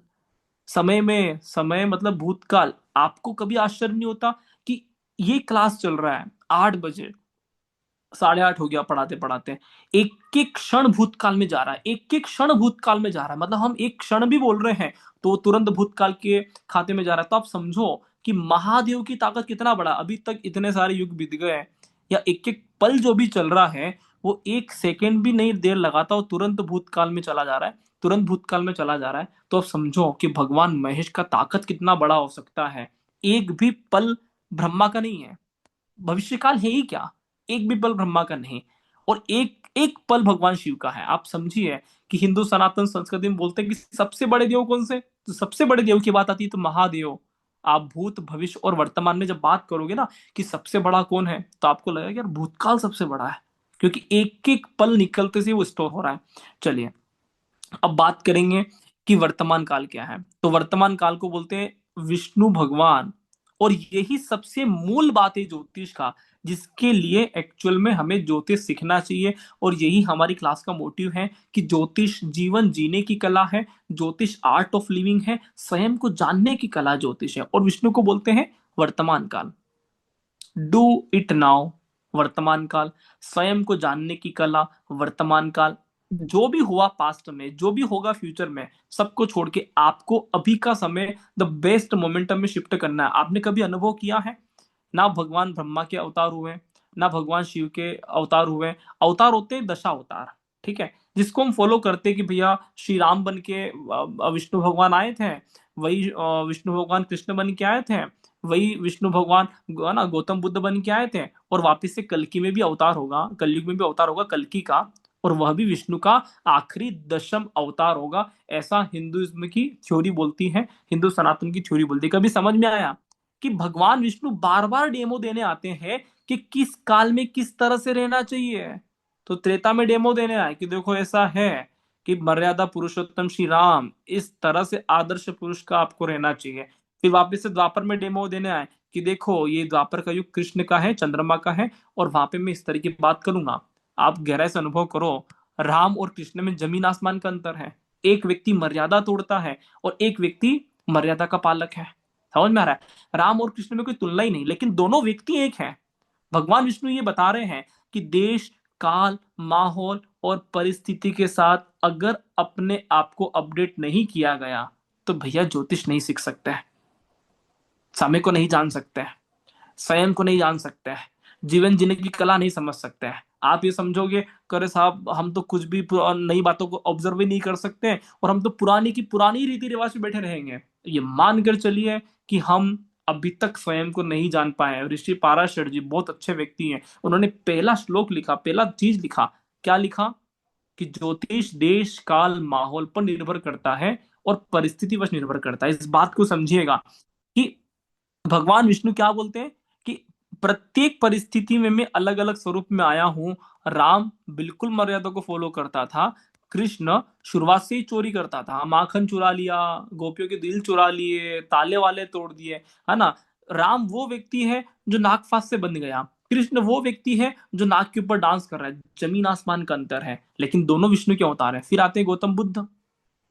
गौतम बुद्ध ये बोलते हैं कि भैया आपो दीपो भव, अपने दीपक स्वयं बन जाना। अब यहाँ पे कोई गुरु और शिष्य नहीं है, हम सभी एक जैसे हैं, यहाँ पर कोई बड़ा और छोटा नहीं है, यहाँ पर अपने आप को समझने के अलावा कुछ भी नहीं है, कोई किसी का गुरु नहीं होता, कोई किसी का शिष्य नहीं होता। आखिर गौतम बुद्ध ने इतनी सारी बातें क्यों कहा होगा? क्योंकि कलयुग में आपको इसी तरह से रहना पड़ेगा। यहाँ पे ना कोई किसी का गुरु है, ना कोई किसी का शिष्य है, यहाँ पर हम सभी बहुत अच्छे से जानकारी रखते हैं और आपो दीपो भव, स्वयं को जानने की कला। इसलिए ये जो युग है हमको गौतम बुद्ध को फॉलो करना चाहिए। तो इस चीज को समझें कि देश काल माहौल अपडेट होता है, आपको युग परिवर्तन की जो प्रेरणा देने आते हैं साक्षात नारायण देने आते हैं, साक्षात विष्णु देने आते हैं कि इस वर्तमान काल में कैसे जीना चाहिए। समझ में आया? तो ये तीन जो त्रिदेव हैं, यही त्रिदेव के माध्यम से हम पूरी ज्योतिष समझेंगे। अब बात करते हैं आगे और गहराई से कि इसको और कैसे समझ सकते हैं एक्सप्लेन करके। देखो, भूतकाल का आधिपत्य भगवान शिव के हाथों में है और शिव का ग्रहों में एजेंट कौन है ना। तो ऐसे तो सब कुछ भगवान सृष्टि भगवान शिव की ही है, लेकिन फिर भी ग्रहों में एजेंट के रूप में बात करेंगे तो शिव का एजेंट एक ही है, उसका नाम है राहु। आपने कभी अनुभव किया है कि भगवान शिव और राहु, जिस राहु को अपन रावण बोलते हैं, हाँ ध्यान देना, जिस राहु को अपन रावण बोलते हैं, शिव और रावण का संबंध कितना गहरा था, बहुत गहरा संबंध था। तो जो भी व्यक्ति जा चुका है, अब चाहे हमारे घर के बड़े बुजुर्ग हों, प्रेत आत्मा हो, कोई व्यक्ति अपने कार्यकाल करके दुनिया से विदा ले चुका है, उनको ही ग्रहों में राहु कहा जाता है और उनको ही भगवान शिव कहा जाता है। इस बात को समझिएगा कि शिव बोले रावण से, एक बार है ना कम्युनिकेशन हुआ शिव और रावण का। शिव बोले रावण से, मेरा एक काम करोगे क्या, मैं तो हूं संहार, क्या तुम संहार करोगे क्या। ध्यान देना है, रावण और शिव, शिव और रावण, राहु जिसको ग्रह हम बोलते हैं, दोनों का एक ही काम है, उसका नाम है संहार करना। हाँ, मारना, मृत्यु को अपने हाथ में लेना। तो रामायण में प्रसंग आता है कि रावण ने शनि को ही किडनैप कर लिया, हाँ ना, यमराज का भाई है, बोले मृत्यु हमको नहीं हरा सकता, है ना, इतना पावरफुल कॉन्फिडेंस उस व्यक्ति को था। तो शिव का काम है संहारक, राहु का काम भी था मारना। इस बात को समझिए कि शिव राहु संहारक के कारक होते हैं, किसी न किसी तरह से भूतकाल से जुड़े हुए होते हैं। जन्म कुंडली से क्या दिखेंगे, तो जन्म कुंडली से संहार का मतलब होता है, हाँ संहार का मतलब होता है कि भैया हम अपनी जन्म कुंडली में अपने भूतकाल का, अपने प्रारब्ध कर्म को संहार करने आए हैं, प्रारब्ध कर्म को काटने आए हैं, इसको बोलते हैं संहारक। समझ में आया है? कोई व्यक्ति बोले कि अरे साहब ऐसा हो गया, आपका मुख्य लक्ष्य एक ही है और वो क्या है, प्रारब्ध कर्म का संहार करना, मुक्ति मिलना। मुक्ति कब मिलेगा कि भैया पिछले जन्म में किसी को 20 लाख रुपए उधार दिए थे, इस जन्म में 20 लाख का विथ इंटरेस्ट की आपकी लॉटरी खुलना चाहिए उस व्यक्ति के माध्यम से, तो आपका वो कर्म कटा। इस बात को समझ पा रहे हो? और किसी का 20 लाख रुपए लूट लिए थे, तो इस जन्म में कहीं ना कहीं वो व्यक्ति पैसा खा के भागेगा। हाँ, तो जितना परेशान आपने किया था उतना परेशान वो व्यक्ति किएगा, निश्चित तौर पे करेगा। इसको बोलते भूतकाल, और हम इसी का संहार करने आए हैं।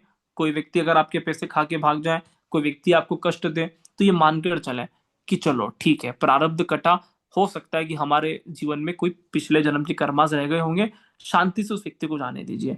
चीजें क्लियर हो रहा है? तो इसको बोलते हैं प्रारब्ध, जो कि संहार होने के लिए आया है। निश्चित रूप से वो आपके जीवन में कहीं ना कहीं किसी न किसी स्वरूप में उसका काम होना ही होना है, इसी के लिए हमारा जन्म होता है ना, बिना इसका उद्धार किए आप नहीं जा सकते। सेकेंड, जिसको बोलते हैं वर्तमान काल का अधिपति, और वर्तमान काल हमारे है ना भगवान विष्णु के बारे में बोलते हैं, और जिनका एजेंट ग्रहों में होता है गुरु। हाँ, जिस गुरु की बात कर रहे थे ना, गुरु ब्रह्मा, गुरु विष्णु, गुरु देव महेश्वरा, ठीक है, जो व्यक्ति आपको तीनों काल के बारे में गहराई से बता दें, वो प्रत्येक व्यक्ति गुरु होता है। जो भूतकाल, भविष्य काल और वर्तमान काल का ज्ञान दे, उसको गुरु बोलता है। इसीलिए भारत में गुरु को बहुत आदर से देखा जाता है, कि ऐसा मानते हैं कि भैया गुरु सब कुछ, त्रिकालदर्शी व्यक्ति होता है, सब कुछ जानता है। जो व्यक्ति वर्तमान में हमारे किसी भी तरह के रिश्ते या पहचान में है, अब चाहे सगे संबंधी हो, ध्यान देना है, राहु का संबंध बात कर रहे थे हम मृत्यु लोक से। हाँ, आपका भी मृत्यु लोक पिछले जन्म का, या आपके लोगों का भी मृत्यु लोक, है ना, एक्स वाई जेड। गुरु का संबंध होता है जो वर्तमान में किसी भी तरह से हमारे सगे संबंधी में, है ना, मौजूद है ना, घर परिवार में मौजूद है। तो ऐसा बोलते हैं कि माता और पिता व्यक्ति के प्रथम गुरु होते हैं। ये व्यक्ति को भाग्य से ही मिलता है, माता और पिता, ठीक है, कि आपको जीवन पर्यंत उनकी सेवा करना ही पड़ता है, और निश्चित तौर पे करना चाहिए, ठीक है। ये एक मानव का प्रथम गुणधर्म है। तो गुरु मतलब वो जो किसी भी तरह के रिश्ते में या पहचान में होते हैं, अब चाहे सगे संबंधी हो जाए, चाहे ऑनलाइन मित्र हो जाए, चाहे कोई भी व्यक्ति जो ओरिजिनल व्यक्ति हो, जिसका अस्तित्व शरीर और आत्मा के साथ, दोनों के साथ हो, है ना। तो जो सिर्फ आत्मा रह जाए, है ना, और शरीर ना रहे, तो उसको बोलते हैं मृत्यु। जिसका आत्मा और शरीर दोनों विराजमान है, उसको बोलते हैं गुरु। जी कहीं ना कहीं आपको बार बार, है ना, आपके साथ मौजूद रहता है, कनेक्ट रहता है, इसको ही बोलते हैं विष्णु भगवान। और ये कौन होता है ग्रहों में?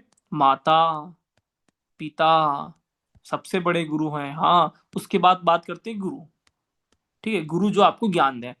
ये तीनों हमारे जीवन में सबसे बड़े गुरु होते हैं। इसको बोलते हैं पालक। प्राचीन जमाने में जब राजा महाराजों के पुत्र, है ना, जाते थे शिक्षा प्राप्त करने, तो उनके माता पिता उनको भेज देते थे आश्रम में। तो वहां पे आश्रम में गुरु के भरोसे छोड़ा जाता था, इसलिए बोलते हैं गुरु पूर्णिमा। हाँ, कि अब भैया तुम ही माँ हो और तुम ही पिता हो, सब कुछ तुम ही हो, हम तुम्हें इस बच्चे को, आपको इस बच्चे को सौंप कर जा रहे हैं, सारी व्यवस्था आपको ही देखना है। इसीलिए गुरु का बहुत बड़ा रोल है। जब भी बात करेंगे, आपको गाइडेंस देने की बात होगी, आपके जीवन में जो बार बार आपका पथ प्रदर्शक है, निश्चित तौर पे वो आपके गुरु होते हैं। चलिए लास्ट बात करते हैं, भविष्य का आधिपत्य केतु के हाथ में होता है। जो भी व्यक्ति भविष्य में आने वाला है, इस बात को ध्यान रखिएगा, जो व्यक्ति भूतकाल में था वो राहु है, जो व्यक्ति वर्तमान काल में है वो गुरु है, और जो भी व्यक्ति भविष्य में आने वाला है, वो सारी चीजें केतु के अंदर विद्यमान रहती है। अब समझिए किसी व्यक्ति का शादी हो गया, या फिर व्यक्ति कोई कुंवारा है, तो उसके जीवन में कौन सा लड़का आएगा, कौन सी लड़की आएगी, ये भी केतु में छुप के बैठा हुआ है। आगे सारी बात सीखेंगे। कोई व्यक्ति का शादी हो गया है, संतान का आना, किस तरह की संतान, है ना, फीमेल के गर्भ में आएगी, ये भी केतु के माध्यम से निर्धारित होता है। तो केतु आपके जीवन में आने वाला सूक्ष्म जीव, आपके जीवन में आने वाला वो भविष्य जो आपके लिए सबसे महत्वपूर्ण हो जाएगा, उसी को केतु कहा जाता है। तो इस बात को समझिएगा कि ब्रह्मा विष्णु महेश आपके ज्योतिष में कहीं ना कहीं विद्यमान है। अब इन चीजों को अपन एक नारायण, भगवान श्री नारायण के माध्यम से, इसको बोलते हैं क्षीर सागर, जिसको आप सभी जानते हो कि इस क्षीर सागर से भी ज्योतिष देखा जा सकता है क्या। तो मैं कनेक्ट करवा देता हूं कि किस तरह से मैं इन चीजों को समझता हूं, और मैं आपको सिर्फ दिखाने आया हूं कि मेरा दृष्टि अज, है ना, अब यहाँ पे एक ज्योतिषी के रूप में क्या हो सकता है और आपको कैसे समझना है। क्षीर सागर में भगवान विष्णु बैठे हुए हैं। यहाँ पे आप ध्यान दीजिए, ये है नाग, नाग का मुंह है ना, ये है नाग का मुंह, ये है नाग की पूंछ। चीजें क्लियर हो रहा है? ये है नारायण, जिसको बोलते हैं भगवान विष्णु, ठीक है, ये है माता लक्ष्मी। बस ये चीज समझ में आ जाएगा ना, आपको सारी बातें समझ में आ जाएगा। अब इसको मैं एस्ट्रोलॉजिकल पॉइंट ऑफ व्यू से बोलूंगा, कैसे, चलिए समझते हैं। तो एस्ट्रोलॉजिकल पॉइंट ऑफ व्यू से क्या है, किस तरह से हम इनको समझेंगे,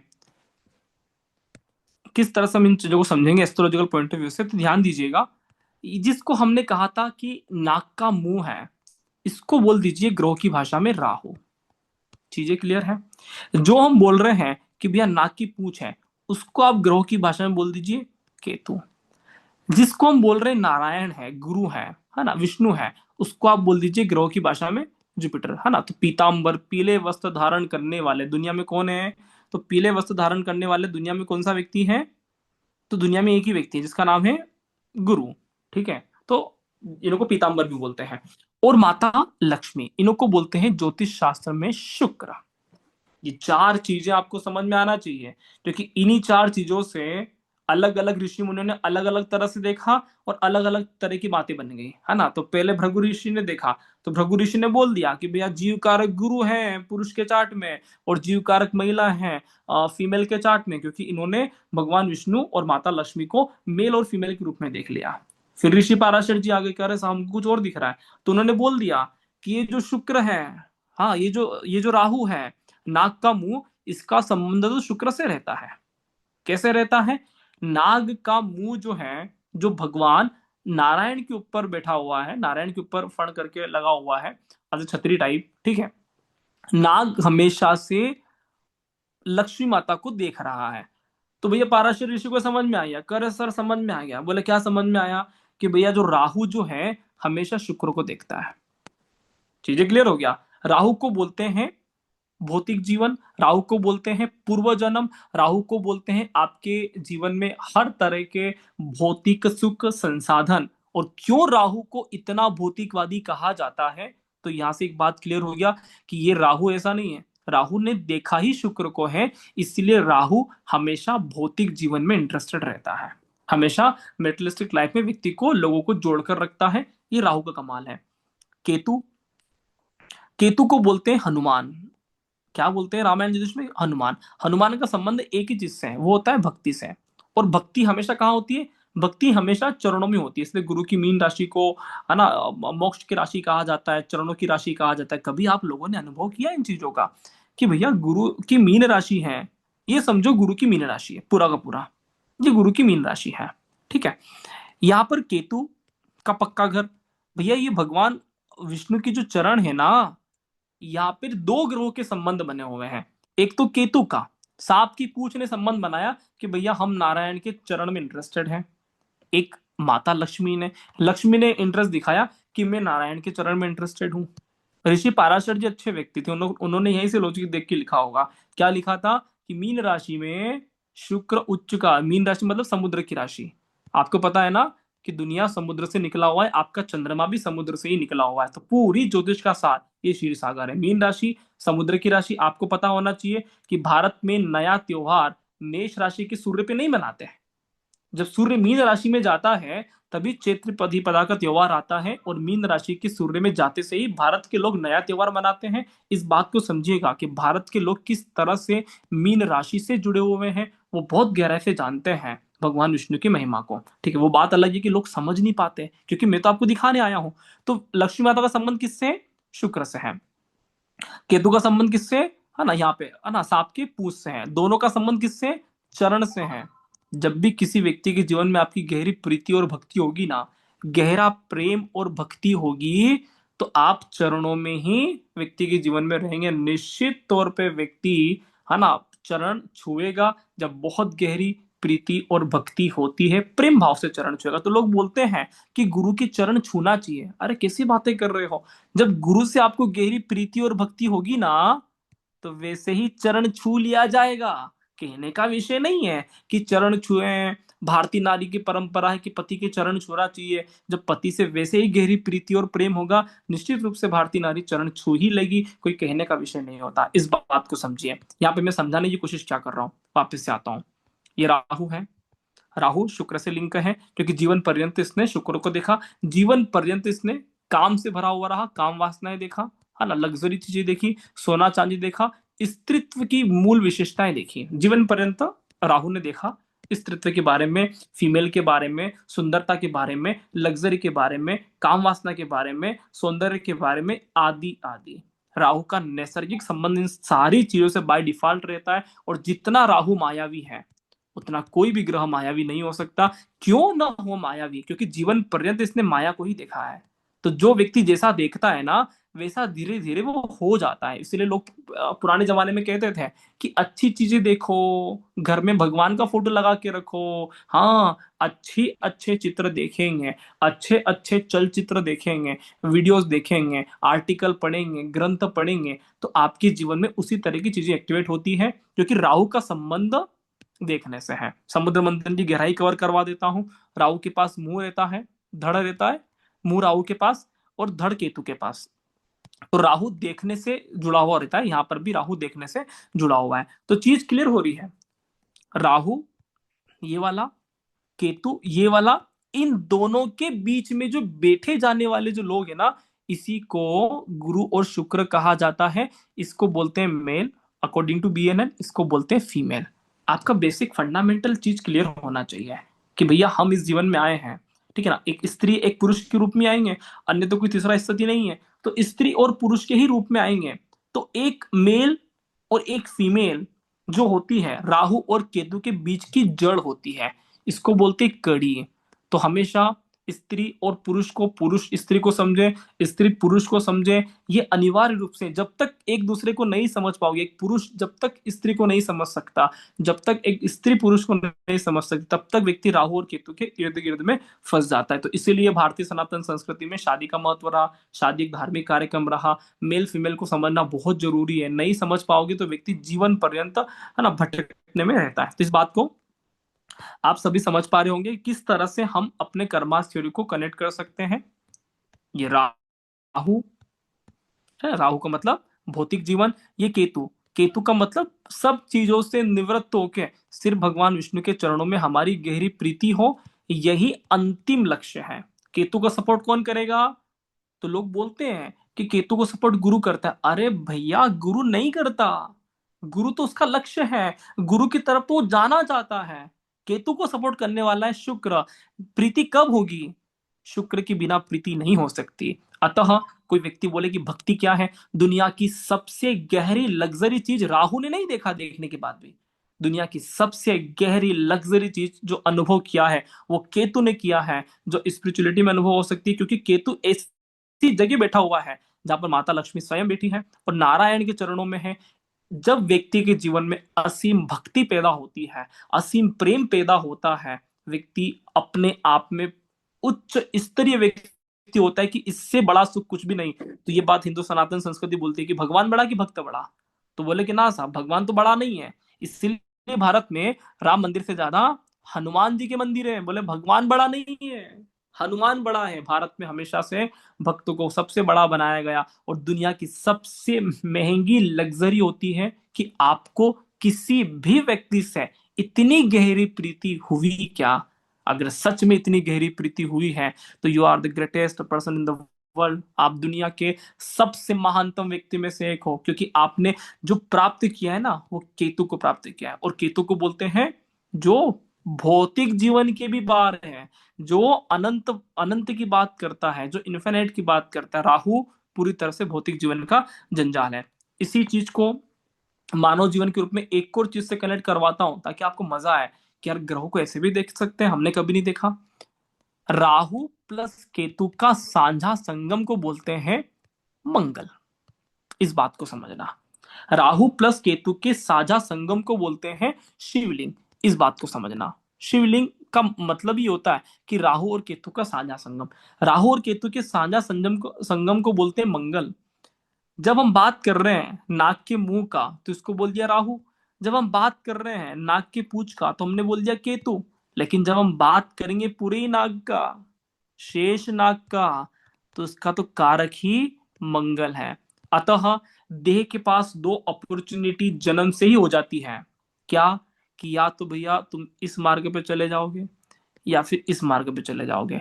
कोई भी देह है, कोई भी देह, अब कोई फर्क नहीं पड़ता कि व्यक्ति ने क्या जीवन में किया क्या नहीं किया है। जन्म लेते से ही व्यक्ति के पास दो ही रास्ते हैं कि या तो राहु के दलदल में चले जाओ या केतु के अमृत में चले जाओ। दो ही रास्ते होते हैं और 99% से ऊपर इस रास्ते पे चले जाते हैं क्योंकि ये आसान और सुखद दिखता है, लग्जरी। और कोई भी व्यक्ति लग्जरी से भागना नहीं चाहता, ठीक है। तो ये आसान और सुखद दिखता है कि धन चाहिए, पैसा चाहिए, लग्जरी चाहिए, गाड़ी चाहिए, स्त्री सुख चाहिए, वो चाहिए, फलाना चाहिए, आदि आदि। बहुत कम विरले लोग होते हैं जो यहाँ पर जा पाते हैं, जिसको बोलते हैं चरण मतलब भक्ति। अब भक्ति का मतलब ये नहीं कि आदमी को दरिद्र होना पड़ेगा।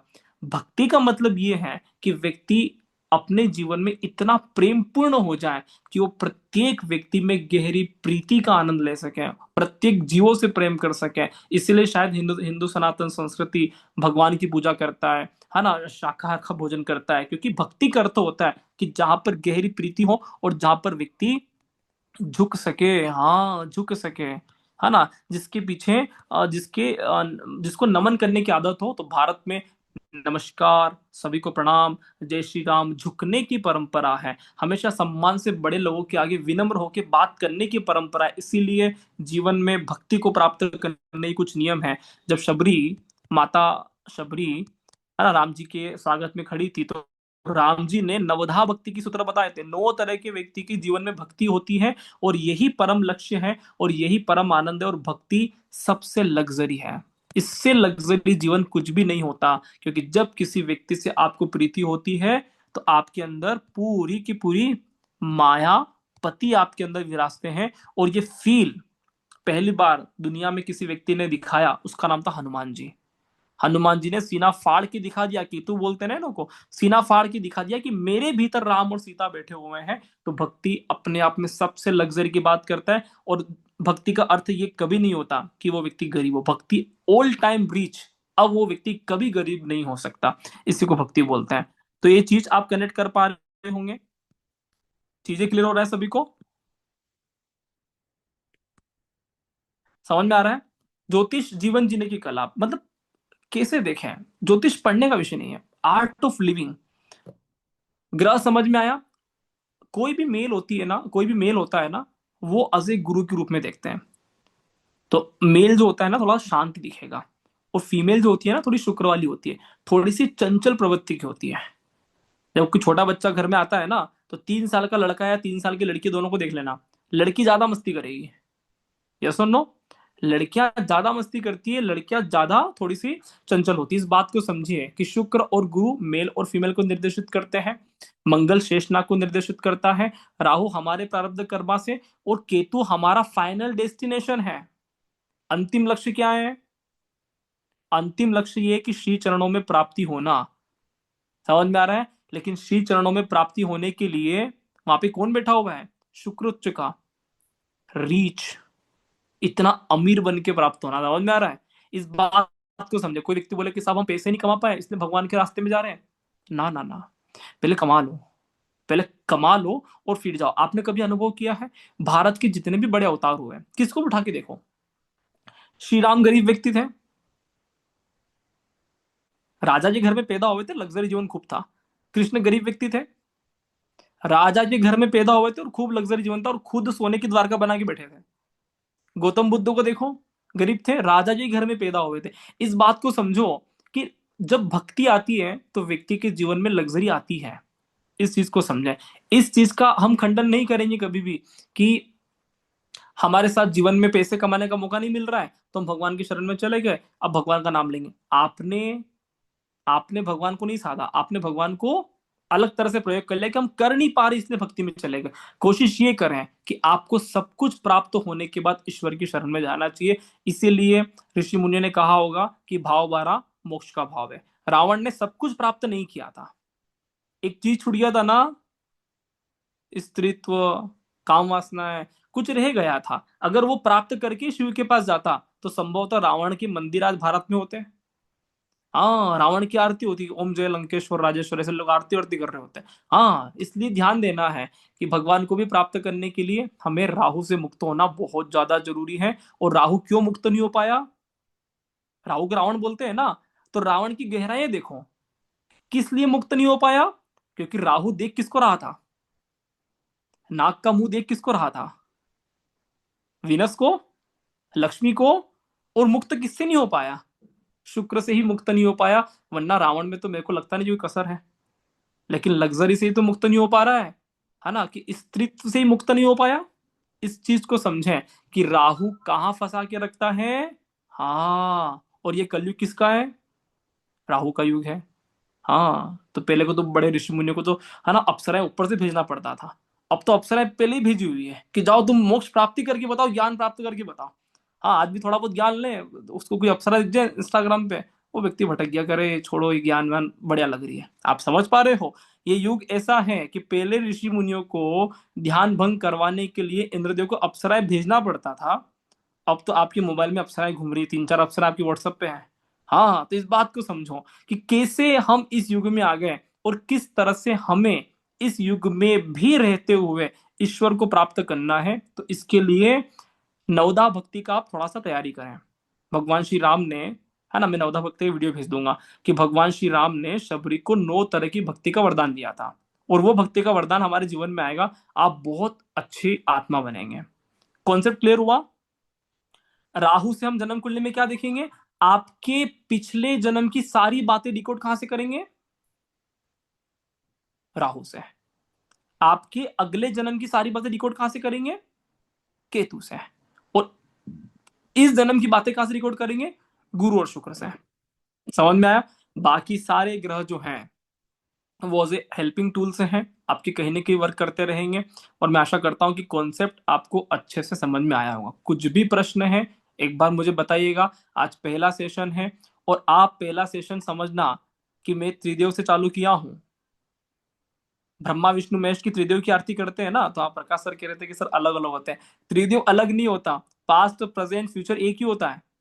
त्रिदेव ब्रह्मा विष्णु महेश अलग अलग है क्या? एक ही तो व्यक्ति है ना?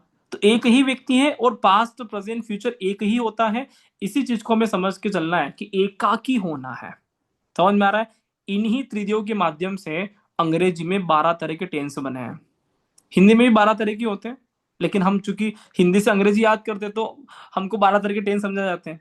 होता है ना कि प्रेजेंट काल के 4, पास्ट के 4 और फ्यूचर के 4 पढ़े ना, है ना? अफर्मेटिव सेंटेंस बनाना, है ना, पास्ट प्रेजेंट परफेक्ट टेंस। बड़े चक्कर आते थे शुरुआत में मेरे को स्कूल में, ये past present perfect tense, future perfect tense, है ना? तो ये जो 4-4 टेंस हैं, आपने कभी अनुभव किया है कि पास्ट वाली टेंस सारी किसकी है? भगवान शिव की। प्रेजेंट वाली टेंस किसकी है? विष्णु की। और फ्यूचर वाली टेंस किसका है? किसका है? ब्रह्मा का। ब्रह्मा विष्णु महेश तीनों भूतकाल भविष्यकाल और वर्तमान काल के ही कारक हैं। भगवान शिव भूतकाल के साथ रहते हैं, भगवान ब्रह्मा भविष्यकाल लिखते हैं, ठीक है, और भगवान विष्णु हमारे जीवन में, है ना, वर्तमान काल को बताते हैं कि कैसे जीना चाहिए। आप एक चीज को अनुभव करना, आज एक अनुभव करिए। आपको सब कुछ पता है इसलिए बता रहा हूं। दुनिया में सबसे ज्यादा मंदिर कौन से भगवान के हैं? शिव जी के कि विष्णु जी के कि ब्रह्मा जी के? शिव जी के। भगवान श्री राम ने भी शिव जी की पूजा करा था। शिव जी के ऐसा बोलते कि उज्जैन के कण कण में तो शंकर का वास है। हाँ, वहां पे इतने मंदिर है कि आदमी कम शंकर भगवान ज्यादा। समझ में आ रहा है? तो शिव जी के मंदिर सबसे ज्यादा है। सबसे कम मंदिर किसके हैं? ब्रह्मा के। सिर्फ पुष्कर राजस्थान में एक मंदिर है। इससे पता है क्या समझ में आया? इससे पता है क्या समझ में आया? कि सबसे कम टेंशन किसका लेना चाहिए? भविष्यकाल का। भविष्यकाल का सबसे कम टेंशन लेना चाहिए भविष्यकाल का, और सबसे ज्यादा डर होना चाहिए भूतकाल से। तो भैया किसी व्यक्ति के साथ आपने गाली गलौज किया है, कुछ बुरा किया है, तो भूलिए मत कि वो आदमी छोड़ देगा। सही कह रहा हूं? आदमी को अपने भूतकाल से डरना चाहिए कि अगर आपने मार्केट में किसी व्यक्ति को थप्पड़ जड़ दिया, ये मत भूलना कि वो व्यक्ति भूल गया है। 5 साल बाद, 10 साल बाद, 20 साल बाद मौका मिलेगा ना, ताबड़तोड़ पिटाई कर सकता है। गलत तो नहीं कह रहा हूं?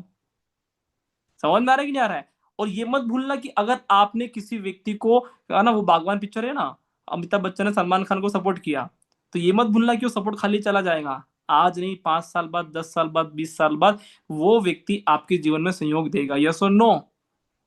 समझ में आ रहा है? तो हमें अपने भूतकाल से डरना चाहिए। इसलिए आपको पता है सबसे ज्यादा रेमेडीज किसके लिए की जाती है? भगवान श्री राम अगर रेमेडीज को मानते हैं तो हम भी रेमेडीज को मानेंगे। श्री राम जब राम, है ना, रावण से युद्ध करने जा रहे थे तो एक ज्योतिर्लिंग बनाया था, रामेश्वर ज्योतिर्लिंग। याद है? रामेश्वर ज्योतिर्लिंग इसलिए बनाया था कि हे भगवान, हे भगवान शिव, कुछ भी मेरे पितरों के माध्यम से, पितरों की बात किया था, कुछ भी मेरे पितरों के माध्यम से, पूर्वजों के माध्यम से, मेरे पिताजी के माध्यम से, मेरे माध्यम से और मेरे अनुज के माध्यम से कुछ भी पाप कर्मा हुआ हो तो मैं क्षमा करना, मैं आपकी विधिवत पूजा करता हूँ और हमारे पाप कर्मास को आप क्षमा करिएगा। समझ में आ रहा है? पास्ट की रेमेडी शिव से मांगी जाती है। चीजें क्लियर है? तो इस बात को समझना है कि हम क्यों शिव की पूजा करें। तो शिव की पूजा इसलिए भी करते हैं कि हम अपने पास्ट से मुक्त होना चाहते हैं कि हे भगवान शिव हमारी भूतकाल की कर्मास को माफ कर दें, अब हम ऐसी गलती नहीं करेंगे। ओके, आपको पता है इसका बड़ा मेथोलॉजी है कि भगवान शिव को क्या चढ़ाया जाता है। तो शिव को जहर पसंद है। हाँ, जैसे वो बोलते हैं ना कि किसको क्या पसंद है। ठीक है, तो शिव को क्या पसंद है? शिव को विष पसंद है। और विष मतलब क्या? आपकी सारी नेगेटिविटी भगवान शिव को चढ़ाना चाहिए। हाँ, आप बोलोगे शिव जी को मैं तो बहुत बढ़िया प्रसाद भंडारा चढ़ाऊंगा, शिव जी को पसंद है। वो बोलते कि भैया मेरे को एक काम कर कि वो भांग घोटा मिले ना, ले आना कहाँ से। हाँ, ये ध्यान देना है कि शिव को विष पसंद है। और कौन सा विष पसंद है? अरे भांग घोटे का विष नहीं, ओरिजिनल विष पसंद है। आपके अंदर का जड़ शिव को पसंद है। तो जिस भी व्यक्ति के लिए आप नेगेटिव बातें करते हो ना, और आप माफी मांगना चाहते हो, तो शिव के सामने बोलकर करें कि हे भगवान शिव, मैं उस व्यक्ति के लिए परम नकारात्मक हूँ, शुद्ध रूप से नकारात्मक मेरे मन में है ना, विषैले विषैले भाव आते हैं, मुझे क्षमा करिए, मेरे मन से भाव निकाली, मैं शुद्ध विष आपको समर्पित करता हूँ। भगवान शिव को वो पसंद है। समझ में आ रहा है? क्योंकि भगवान शिव ने ही समुद्र मंथन में जहर पिया था, तो वहां पर भी जहर पिया था, तो यहाँ पर भी जहर वही पिएंगे। और भगवान शिव ही संहारक का कारक है, तो हमेशा जहर का संहार करना चाहिए। जहर का ही संहार करना चाहिए ना। आपके जीवन में किसका संहार करवाओगे? तो हम क्या बोलेंगे कि भैया बीमारियां उसको उसको मार दो। भगवान बोलेंगे मुझे तुम्हारा संहार करना है। तो क्या बोलोगे कि सर पैसे वैसे को तो रहने दो, हमारी बीमारियों को मार दो, हमारी नेगेटिविटी को मार दो, इसका संहार कर लो। तो शिव नेगेटिविटी को मारता है। चीजें क्लियर है? भगवान विष्णु अमृतपान है। कभी अनुभव किया है कि समुद्र मंथन की कहानी पढ़ लिया और भगवान विष्णु तो राक्षसों को अमृत बांटते जा रहे थे। अरे कौन सा राक्षस, न कौन सा समुद्र मंथन, न कौन से भगवान विष्णु। कहने का मतलब यह है कि भगवान विष्णु आपके जीवन में अमृत का पान करवाते हैं। जिस दिन आप पास्ट से मुक्त हो गए तो आपका वर्तमान काल बहुत बढ़िया हो जाएगा। अब मन में भारी नहीं रहा, तो जैसे ही मन में भारी नहीं रहा तो फिर क्या निकलते समुद्र मंथन में से? हाथी, घोड़े, अप्सराएं, हाँ वो सारी निकलेगी कि अब टेंशन नहीं है। तो भगवान विष्णु हर तरह का लग्जरी जीवन देते हैं, अंतिम स्वरूप में अमृत भी देते हैं, जिसी के लिए लड़ी हुई थी देवता और दानव में। चीज क्लियर है? और भगवान ब्रह्मा क्या है? एक मंदिर इसलिए नहीं बनाया गया कि नहीं साहब ब्रह्मा जी का तो एक ही मंदिर पुष्कर में बनाया गया है, उसके बाद किसी व्यक्ति ने ये नहीं कहा कि हम बनाएंगे। मैं कहता हूँ ज्योतिष वालों को तो बनाना चाहिए कि हर जगह हर शहर ब्रह्मा का मंदिर बनाएंगे। ठीक है, क्योंकि ज्योतिष ब्रह्म विद्या है। लेकिन नहीं बनाया गया। क्यों नहीं बनाया गया? क्योंकि ज्योतिष का मूल लक्ष्य भविष्य की बात करना नहीं है। ज्योतिष का मूल लक्ष्य ये है कि व्यक्ति को पूर्व जन्म के रेमेडीज करवा के भेजे, पिछला ऋण उतरे। दूसरा उसका विशेष लक्ष्य ये है कि वो जीवन जीने की कला को समझे कि जीवन जिया कैसे जाता है और वर्तमान में करना क्या है। और तीसरा लक्ष्य ये है कि अब भविष्य को जाने। आदमी आता कैसे है कि हमें भविष्य जानना है। उल्टा ही चल रहे हो यार। पहले चलो शिव पे, फिर चलेंगे विष्णु पे, और फिर चलेंगे ब्रह्मा पे। यही हमारे जीवन जीने की कला है और यही हमारे जीवन जीने का सार है। कॉन्सेप्ट क्लियर हो गया? और यही तीन देवता, हाँ वो दुबई में वो शेख भी पूजा करते हैं, लेकिन उनको पता नहीं कि हम पूजा कर रहे हैं, है ना। अमेरिका में पूजा कर रहे हैं, है ना, पश्चिमी लोग, उनको पता नहीं पूजा कर रहे हैं, क्योंकि इन्हों को अलग तथ्य में बोला जाता है समय। और आपको पता है समय के भी मंदिर भारत में होते हैं। पता है समय का मंदिर कौन सा है? प्रकाश सर पता है ना, आपको पता है समय का मंदिर कौन सा है? Mahakal, time of God. Ujjain Mahakal, time of God, समय के भगवान, यही बोलते हैं ना महाकाल को इंग्लिश में। जो समय का भी भगवान हो उसको बोलते हैं महाकालेश्वर, ज्योतिर्लिंग, भगवान शिव। इस बात को समझें कि पूरी दुनिया में हर व्यक्ति समय को पूजता है, और समय को जिस जिस व्यक्ति ने पूजा, जिस जिस व्यक्ति ने कैलेंडर का अनुभव किया है, वो सारे दुनिया में लोग हिंदुइज्म, हिंदू सनातन संस्कृति और ब्रह्मा विष्णु महेश को अलग अलग नामों से पूजते ही आ रहे हैं, और पूजना ही पड़ेगा। तो लोग कहते हैं ना कि साहब हमें तो डर है हिंदू सनातन संस्कृति खंडन हो जाएगा। अरे कौन सा डर? जिस व्यक्ति ने आपको पैदा किया उसके लिए डरते हो भैया। वो व्यक्ति बहुत होशियार व्यक्ति है ना, जिसने दुनिया लॉन्च किया है, जिसने ब्रह्मांड बनाया है, उसने संरचना ही ऐसा किया है कि कुछ भी हो जाए इनों का खंडन नहीं कर सकते, मंडन ही करना पड़ेगा। इसलिए नो डाउट हिंदुइज्म अजय है, अमर है, हमेशा रहेगा, चाहे उसकी शब्दावली बदल जाए, लेकिन समय तो रहता ही है ना। समय से बढ़कर क्या होगा और समय से आगे क्या होगा? कुछ हो सकता है क्या? अगर कोई व्यक्ति टाइम ट्रेवल पे चला जाएगा तो भविष्य काल में चला जाएगा, पीछे चला जाएगा तो भूतकाल में चला जाएगा, और वर्तमान में जिएगा। इसके अलावा तो कुछ भी नहीं होता ना। तो ज्योतिष जीवन जीने की कला, समय को साधने की कला, बहुत सारी बातें करेंगे। और मैं आशा करता हूं कि आपको कर्मास थ्योरी समझ में आया होगा, मजा आया है। अभी मैं सभी को अनम्यूट कर रहा हूं, आप सभी अपना अपना आना टिप्पणी दे सकते हो, कैसा लग रहा है क्लास फिलहाल, कैसा लगा? आप सभी अनम्यूट हैं, स्वयं से अनम्यूट करके बता सकते हो। बताइए नीलम मैडम। हाँ जी सर, बहुत अच्छा लगा। चलिए आज पहली बार अनुभव हुआ कुछ अलग से। बहुत अच्छी बात है, अंदर से प्रकट हो रहा है ना, हाँ जी। अंदर से फील आना चाहिए आपको। ऐसा तो नहीं लग रहा कि मुझे बहुत याद करना पड़ रहा है, नहीं। सारी चीजें आपको अंदर से समझ में आ रहा है, हाँ भीतर से जी। लग रहा होगा कि वाह, आज तो 7 चक्र खुलने की तैयारी में ही है। हाँ, डे 1 में गुरु जी बढ़िया समाधि करवा रहे हैं। हाँ, तो हाँ हंसते जी। खेलते आपके 7 चक्रों पे काम करेंगे हम, है ना। बहुत ज्यादा टेंशन लेने की आवश्यकता नहीं है, हंसते चलते आपके जीवन के अंदर से ही चीजें प्रकट हो जाएगी। ठीक है, चलिए। Thank you. Thank you. हाँ, आभा अग्रवाल मैडम, क्या विशेष टिप्पणी आपका? हाँ सर, बहुत अच्छी लगी क्लास। एक दो डाउट है, पूछूं क्या सर? बिल्कुल पूछिए, पूछना चाहिए।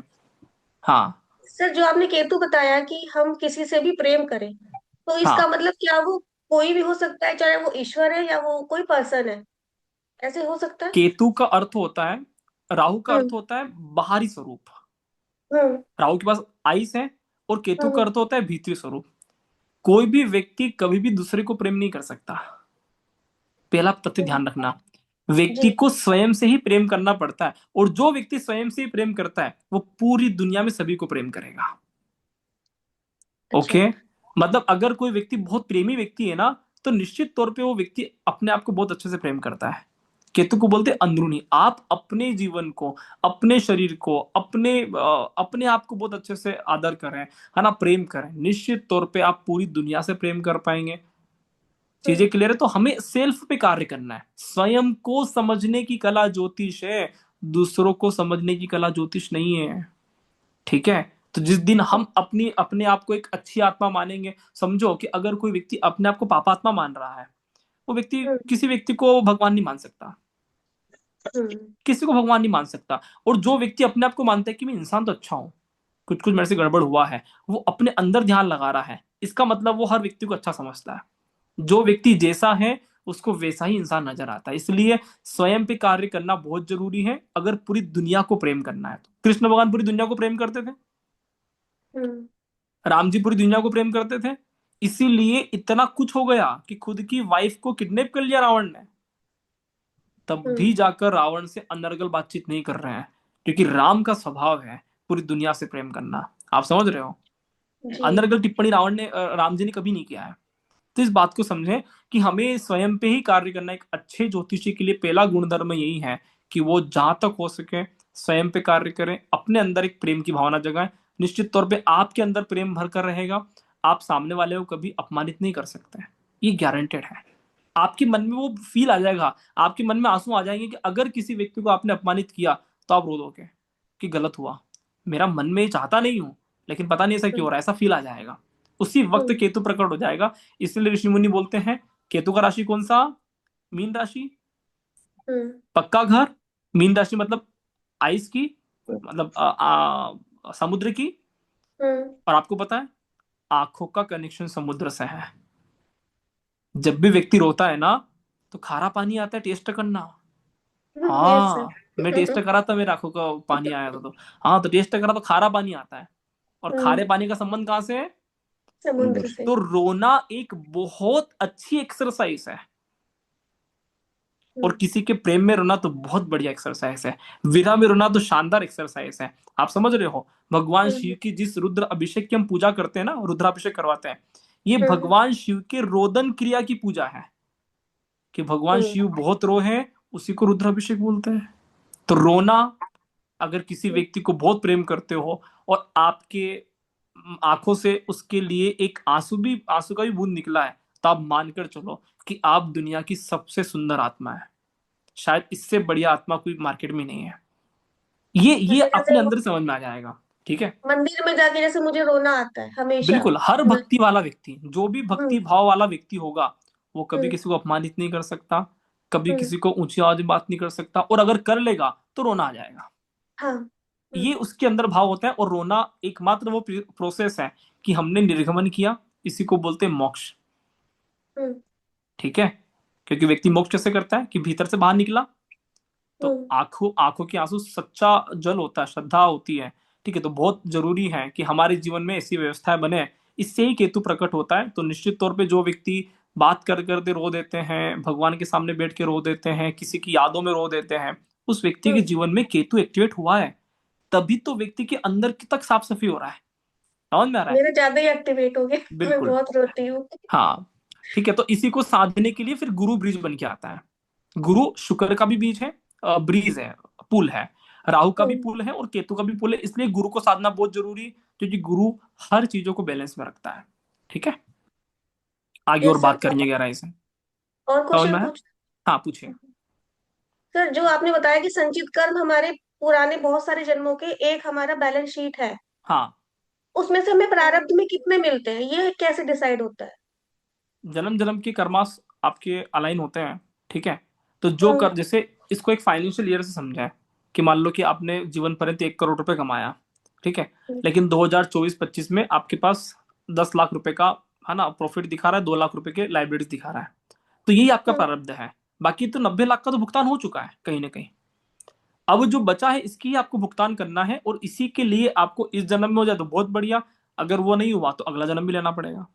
इसी के अच्छा। भुगतान के लिए हमारा बार बार जन्म होते हैं। इस चीज को हमें हम्म समझना है। ठीक है, इसलिए प्रारब्ध कर्मास हमारे ज्योतिष में सबसे महत्वपूर्ण कर्मास है।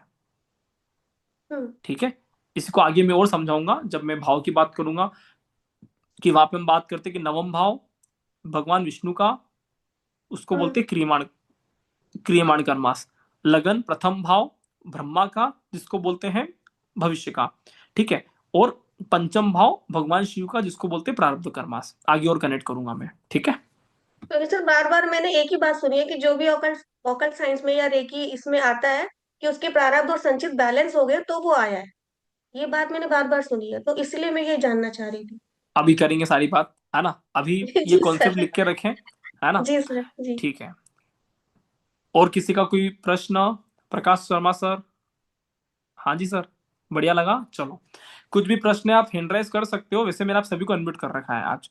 ठीक है, तो आप चाहें तो बोल सकते हैं। और मैं आशा करता हूँ कि क्लास आपका बहुत अच्छे से चल रहा होगा। कुछ भी दिक्कत आए, आप मुझे व्हाट्सएप पे मैसेज करिएगा। मैं क्लास तक आपका 1 घंटे के लिए गुरु रहता हूँ, फिर आप मुझे दोस्त समझकर बात कर सकते हो। कोई इशू नहीं है। मैं कोशिश करूंगा कि आपको हमेशा रिस्पॉन्स करूँ। ठीक है, आप मुझे फोन करोगे तो मैं हमेशा उठाता हूँ। इनकेस नहीं उठा पाता तो कॉल बैक कर दूंगा, कोई दिक्कत नहीं है। आराम से आप प्रेम भाव से पढ़िए, मैं आप सभी के साथ हूँ। कुछ भी डाउट लगता है, कुछ भी दिक्कत आता है, निश्चित तौर पे आप मुझसे कनेक्ट कर सकते हैं और बाद में भी पूछ सकते हैं। राजेंद्र सर, कुछ कह रहे हो? नहीं, नो, थैंक यू। ओके, चलिए, अच्छा लगा क्लास सभी को।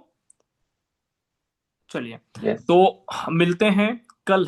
कल हमारा वापस सेशन होगा।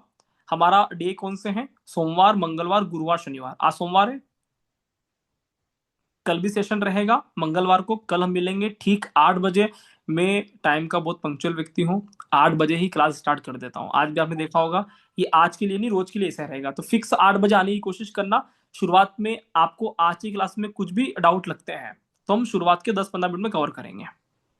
ठीक है, चलिए, तो मिलते हैं अगले सेशन में। बहुत बहुत धन्यवाद। नमस्कार। जय जय श्री राम।